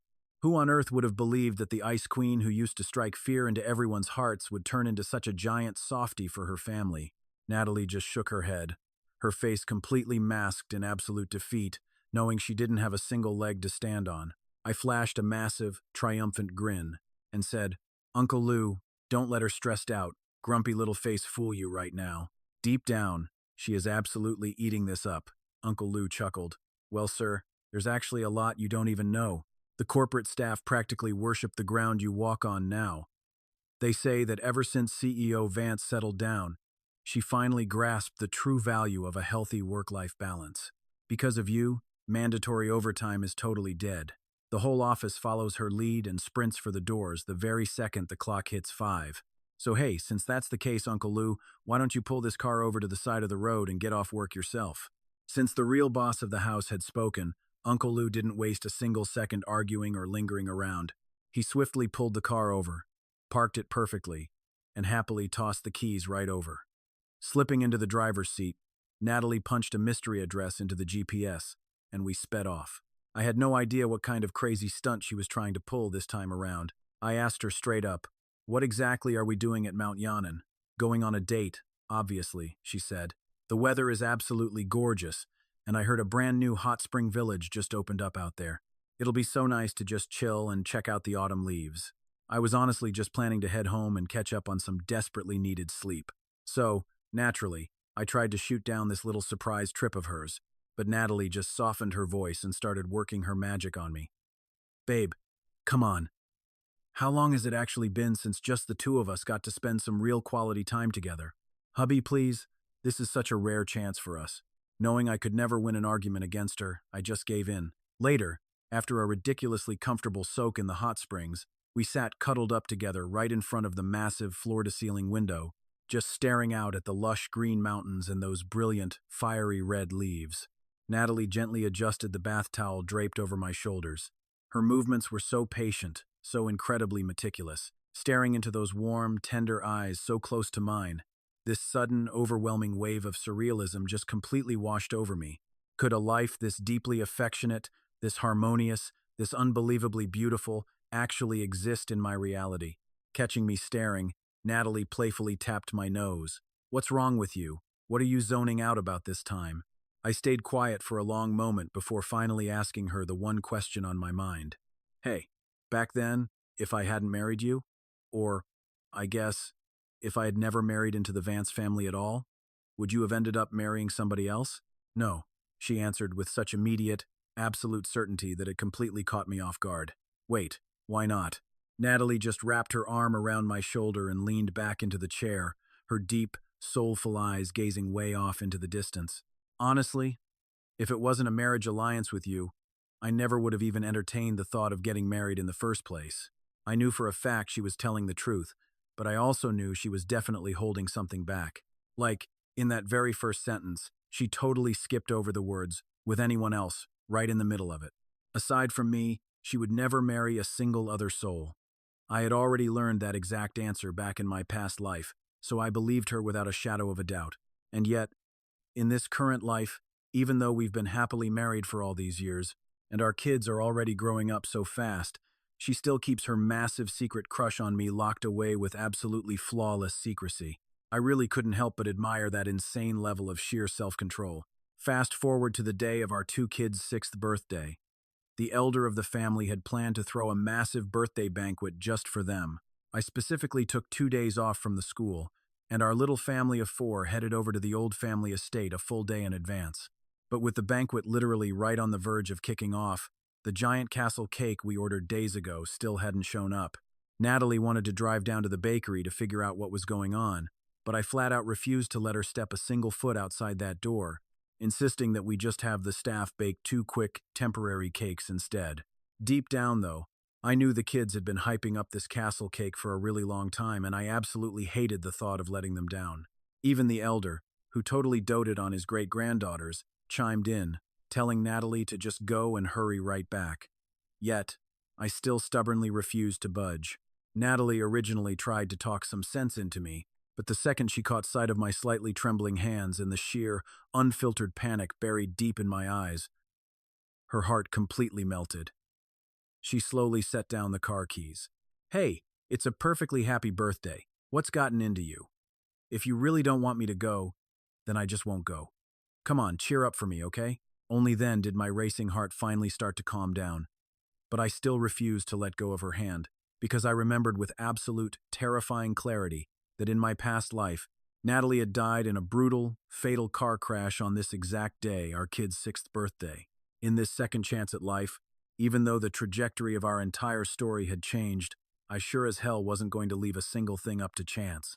The excruciating, soul-crushing agony of losing my absolute closest and dearest loved one was something I had already suffered through once before. So, this time around, no matter what it took, I was keeping her right here by my side. When they found out the grand castle cake wasn't coming, the two little girls instantly pouted. They just sat there holding hands on the garden swing, letting out one heavy sigh after another. Chloe, who happened to be walking back right at that moment, saw them sulking, and a soft, gentle smile spread across her face. Carrying her carefully wrapped gifts, she sneaked over to their side, totally planning to surprise them, only to overhear the two little girls muttering to each other. Why wouldn't Dad just let Mom go pick up the cake for us? I don't know either. But since Dad said no, Mom is definitely going to listen to him. Whatever. Let's just have Mom buy us a brand new one next year instead. Yeah, by then we'll be a whole year older, so the castle is going to be even prettier and way bigger. Hearing their sweet voices, Chloe's heart ached with a sudden pang of guilt. Wait, what cake were they talking about? The moment the two little girls spotted her, they threw themselves straight into her arms, happily chanting, "Auntie, Auntie," over and over again. With their adorable, sweet baby voices, they eagerly spilled the entire tragic story about their missing birthday cake. Chloe smiled softly, handed over their shiny new presents, and gently patted their little heads. "You two be good girls, and stay right here at home for a bit, okay? Auntie is going to head out and rescue that special cake just for you." But the girls didn't cheer. Instead, they grabbed her hands tightly from both sides. "No need, Auntie. Mom told us we have to settle for a boring, regular cake today. If she finds out you snuck out, she's going to be so mad at us." "Yeah, Auntie, please don't go. If you leave right now, you definitely won't make it back in time to watch us blow out the candles. What if there isn't enough cake to go around, just like when we were tiny?" Looking down at their absolutely quirky, completely mischievous little expressions, Chloe completely froze in a total daze for a split second, genuinely hallucinating that two tiny versions of me were standing right there in front of her. The vivid memories of me trailing behind her as a little kid, endlessly calling out her name, were precious moments she could absolutely never erase from her mind, even to this very day. But tragically, there was absolutely no turning back the cruel hands of time. She squeezed her eyes shut to hide the overwhelming emotion, forcefully pasting on a brave smile once more. "It is totally fine. Just keep it a secret from your mom. Auntie will go grab that cake for you. But you have to promise to secretly stash a huge slice, just for me." After the three of them solemnly linked their pinky fingers to seal the ultimate secret agreement, Chloe grabbed her car keys and headed out. But right before stepping through the door, she turned back as if possessed by a ghost, and caught sight of me gently pulling the two kids back into the living room. She thought to herself, "Logan still looks exactly the same as he did at 20 years old, as if Father Time hadn't dared to leave a single trace on his handsome face." But deep down in her shattered heart, Chloe knew absolutely everything was completely and utterly different now. He simply no longer belonged to her. Only after my tall figure completely disappeared behind the heavy wooden door did a gloomy Chloe finally drag herself into her luxury car. The weather outside was awfully overcast and incredibly depressing today. She stared blankly at the slowly decreasing distance on her digital navigation screen while waiting endlessly for a red traffic light. When she finally snapped out of it and glanced up, a horrifically battered, completely dilapidated junk car suddenly aggressively pulled up in the right lane, slammed its brakes right next to her, and slowly rolled down its tinted window. She subconsciously turned her head to look, but the second her eyes locked onto that terrifyingly emaciated, literal skeletal face staring back at her, her very soul froze in pure terror. The very next second, an unimaginably massive force violently T-boned her vehicle. Deadly glass shards exploded outward, flying absolutely everywhere like jagged daggers, and thick, red blood instantly erupted like a horrifying geyser. But spreading even faster than the excruciating, bone-crushing pain was an endless, suffocating wave of complete confusion and total numbness. Right before plunging into the dark abyss of unconsciousness, Chloe desperately used every single shred of her rapidly fading strength to violently rip off the delicate silver necklace hanging tightly around her throat. Meanwhile, on the completely shattered, bloody digital car display screen, a melancholy pop song was still softly, hauntingly playing in the background. To think that I once held you in my life truly shatters my fragile heart. The devastating news of Chloe's fatal car crash finally reached my ears exactly 8 agonizing hours after the horrific tragedy actually occurred. Later that exact same night, our entire family was still peacefully resting at the massive old family estate, completely oblivious to the horror. The 2 little girls were already fast asleep, still adorably muttering in their sweet dreams about keeping their pinky promise and saving a giant piece of cake for Auntie. My beautiful wife and I simply chuckled, genuinely thinking the kids were just stubbornly dwelling on that ridiculous fancy castle cake. So, right at the exact moment we were whispering about secretly ordering a brand new one tomorrow morning, Natalie suddenly got an incoming phone call. Her gorgeous face, which had just been beaming with warm smiles, turned absolutely pale and completely serious in a terrifying instant. She frantically threw on her heavy winter coat. My brother just called. Chloe got into a horrible car accident. I am rushing to the emergency room right now to check on the situation. Logan, you have to stay right here at home to protect the kids and watch over my father. Don't make a big scene about this to anyone just yet. Hearing this earth-shattering piece of news, I was completely and utterly paralyzed with absolute shock. I had naively, desperately believed that as long as I kept Natalie safe at home, she would finally be able to escape her incredibly dark, tragic fate. Yet, in a million years, I never anticipated that Chloe would be the unfortunate soul to violently collide with destiny instead. They both mysteriously suffered horrific accidents on the exact same day, and the twisted reason behind it was exactly the same. Because both of these innocent women were prominent members of the powerful Vance family. With all these incredibly dark coincidences suspiciously piling up together, it couldn't help but make my paranoid mind start spinning. Was this truly the cruel, unyielding will of the heavens? Or was some shadowy psycho secretly pulling the bloody strings from behind the curtain? If it truly was the unavoidable work of blind destiny, then why the hell did Chloe end up taking the brutal death that was originally written for my Natalie? And if this was actually a cold-blooded, intentional murder perfectly disguised as a random tragic accident, then who on God's green earth could it possibly be that harbored such a massive, psychotic amount of absolute hatred and hostility toward the entire Vance family? I agonized over it all damn night long, pacing the floorboards, yet I still didn't have a single solid lead to go on. Then, right at the crack of dawn, my phone buzzed with a grim text message from Natalie. Resuscitation failed. There were only those 2 incredibly simple, utterly devastating words on the screen. Yet, I understood the soul-crushing weight behind them perfectly clearly. Clenching my shaking fists so tightly my knuckles turned totally white, I squeezed my eyes shut, and my racing heart, which had been frantic and beating out of my chest all night long, violently plunged straight into a dark, silent abyss at this exact agonizing moment. So many long years had already passed us by, and I had actually, truly, long since completely let go of all my past bitter grudges toward Chloe. Honestly, I just saw her as a distant relative, but still, we had shared over 10 years of history together. So when the sudden news of her death hit me out of absolutely nowhere, it didn't just break my heart, it left me feeling completely suffocated, like I couldn't even breathe. What I felt in that moment was closer to a blank, helpless confusion, just totally numb. It was this heavy despair over losing an old friend, mixed with a lingering, creeping terror at just how brutally random fate could be. Once the funeral finally wrapped up, Natalie pulled me aside to share what the investigation had turned up. The police confirmed it was cold-blooded, premeditated murder. But right now, they have absolutely zero leads on who the killer actually is.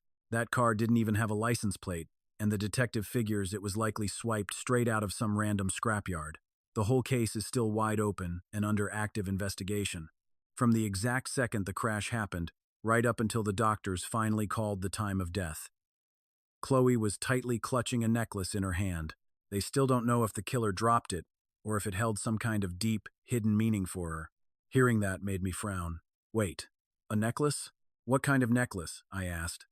Natalie just pulled out a crime scene photo taken at the hospital and quietly handed it over to me.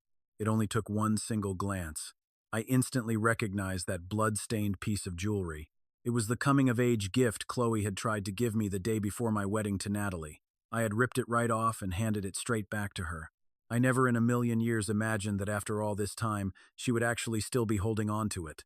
For a brief second, this overwhelming surge of complicated, messy emotions just flooded my chest. But beyond that, one very specific thought kept flashing through my mind, over and over again. But as for what that thought actually meant, I still didn't have a single solid clue to work with right now. In the heavy days following Chloe's tragic passing, Natalie made sure to bring the kids back to the old estate every single day, just to keep Elder Vance company a little bit more. And everyone silently, tactfully, agreed to never bring up that name again. As far as our two little girls knew, Aunt Chloe had simply gone on a long trip to a place far, far away. And of course, they had absolutely no idea when she would ever be coming back.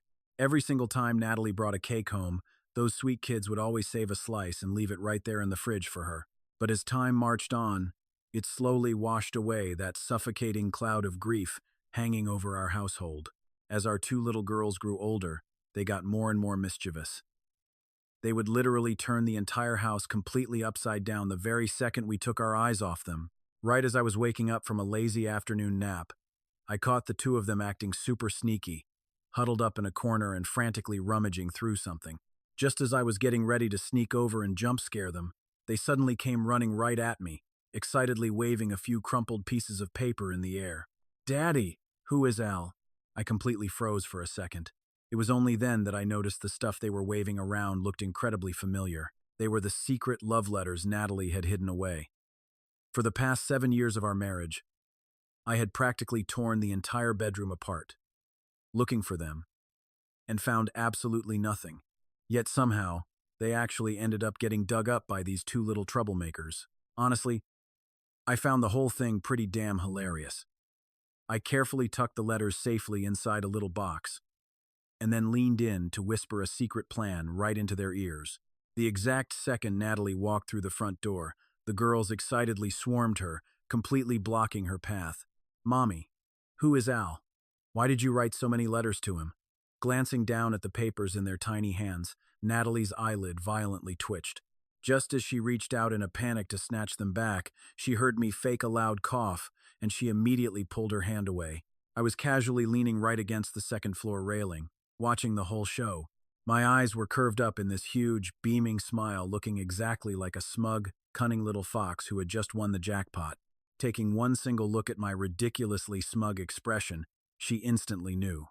I had already read every single word. But when those deep secrets she had buried in her heart for over 10 years were finally dragged out into the light, she didn't panic. She actually just let out this long, heavy sigh of relief. After our nanny ushered the kids outside to play, she slowly walked up to my side, still clutching those old letters. And before she could even get a single word out, I immediately threw my hands up in defense. "Hey, your darling daughters were the ones who dug those up. I had absolutely nothing to do with it, I swear." Natalie just threw herself straight into my arms, taking a deep breath of the fresh scent lingering in my hair, and let out this soft, gentle little chuckle. "They were always meant for my owl, all along. So, how can you stand there and say it has nothing to do with you?" After playing dumb for so long, I was finally hearing the beautiful truth. I playfully reached up, gently pinching her ear, and teased, "All right, confess right now. When did this huge crush actually start? Why didn't you tell me any of this when we tied the knot?" Trapped in front of me, my beautiful wife could only throw her hands up in absolute, blushing surrender. "Those love letters? I wrote them when you were 17. But my love for you, that started way back when I was only 13. Do you even remember that year we both caught the flu? My parents were drowning in work, so they dropped me off to stay with your mom. We ended up sharing the exact same hospital suite. You were recovering a lot faster than me, so every single day, you'd sneak over to bring me medicine and candy. But you were so terrified of me, you didn't dare utter a single word. Even when I dozed off, you were too scared to wake me up. You just sat right there by my hospital bed for a whole hour. By the time the medicine went totally cold, you'd end up falling asleep too. When I finally nudged you awake, the very first thing you did was grab that bowl of medicine. You mumbled that drinking it cold would make my stomach hurt, and then you sprinted out into the hallway, begging someone to heat it back up for me. I've always been pretty cold and distant. My older brothers and sisters were way older than me, and any kids my own age were practically from a younger generation. Everyone was intimidated by me, so ever since I was a kid, I was completely alone. But you? You were the only one who smiled and greeted me politely. Whenever you gave Chloe presents for the holidays, you always made sure she brought a share for me, too. I know it was just your natural kindness and good manners, but I held on to that memory for years. I never forgot it.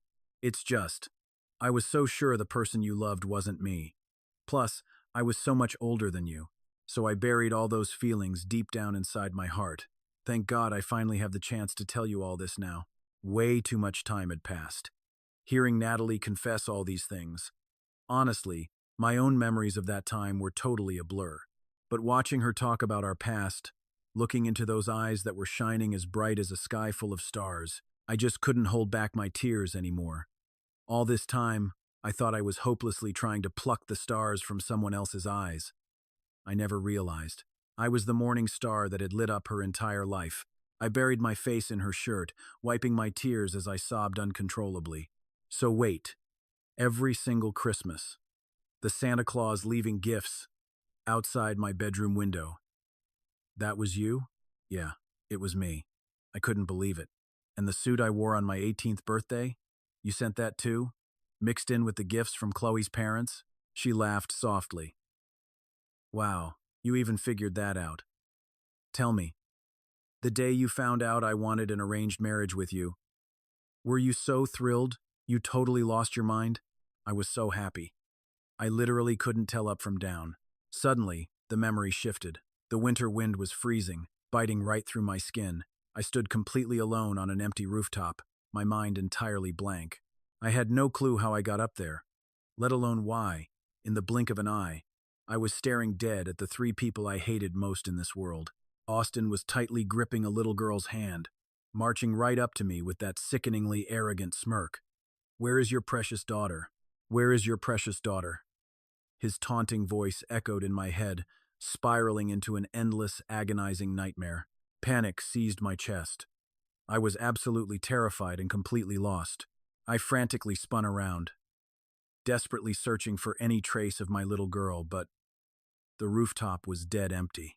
I snapped my head back up, only to be blinded by a harsh, icy glare. A silver necklace dangled in the air, the cold light stabbing into my eyes like tiny daggers.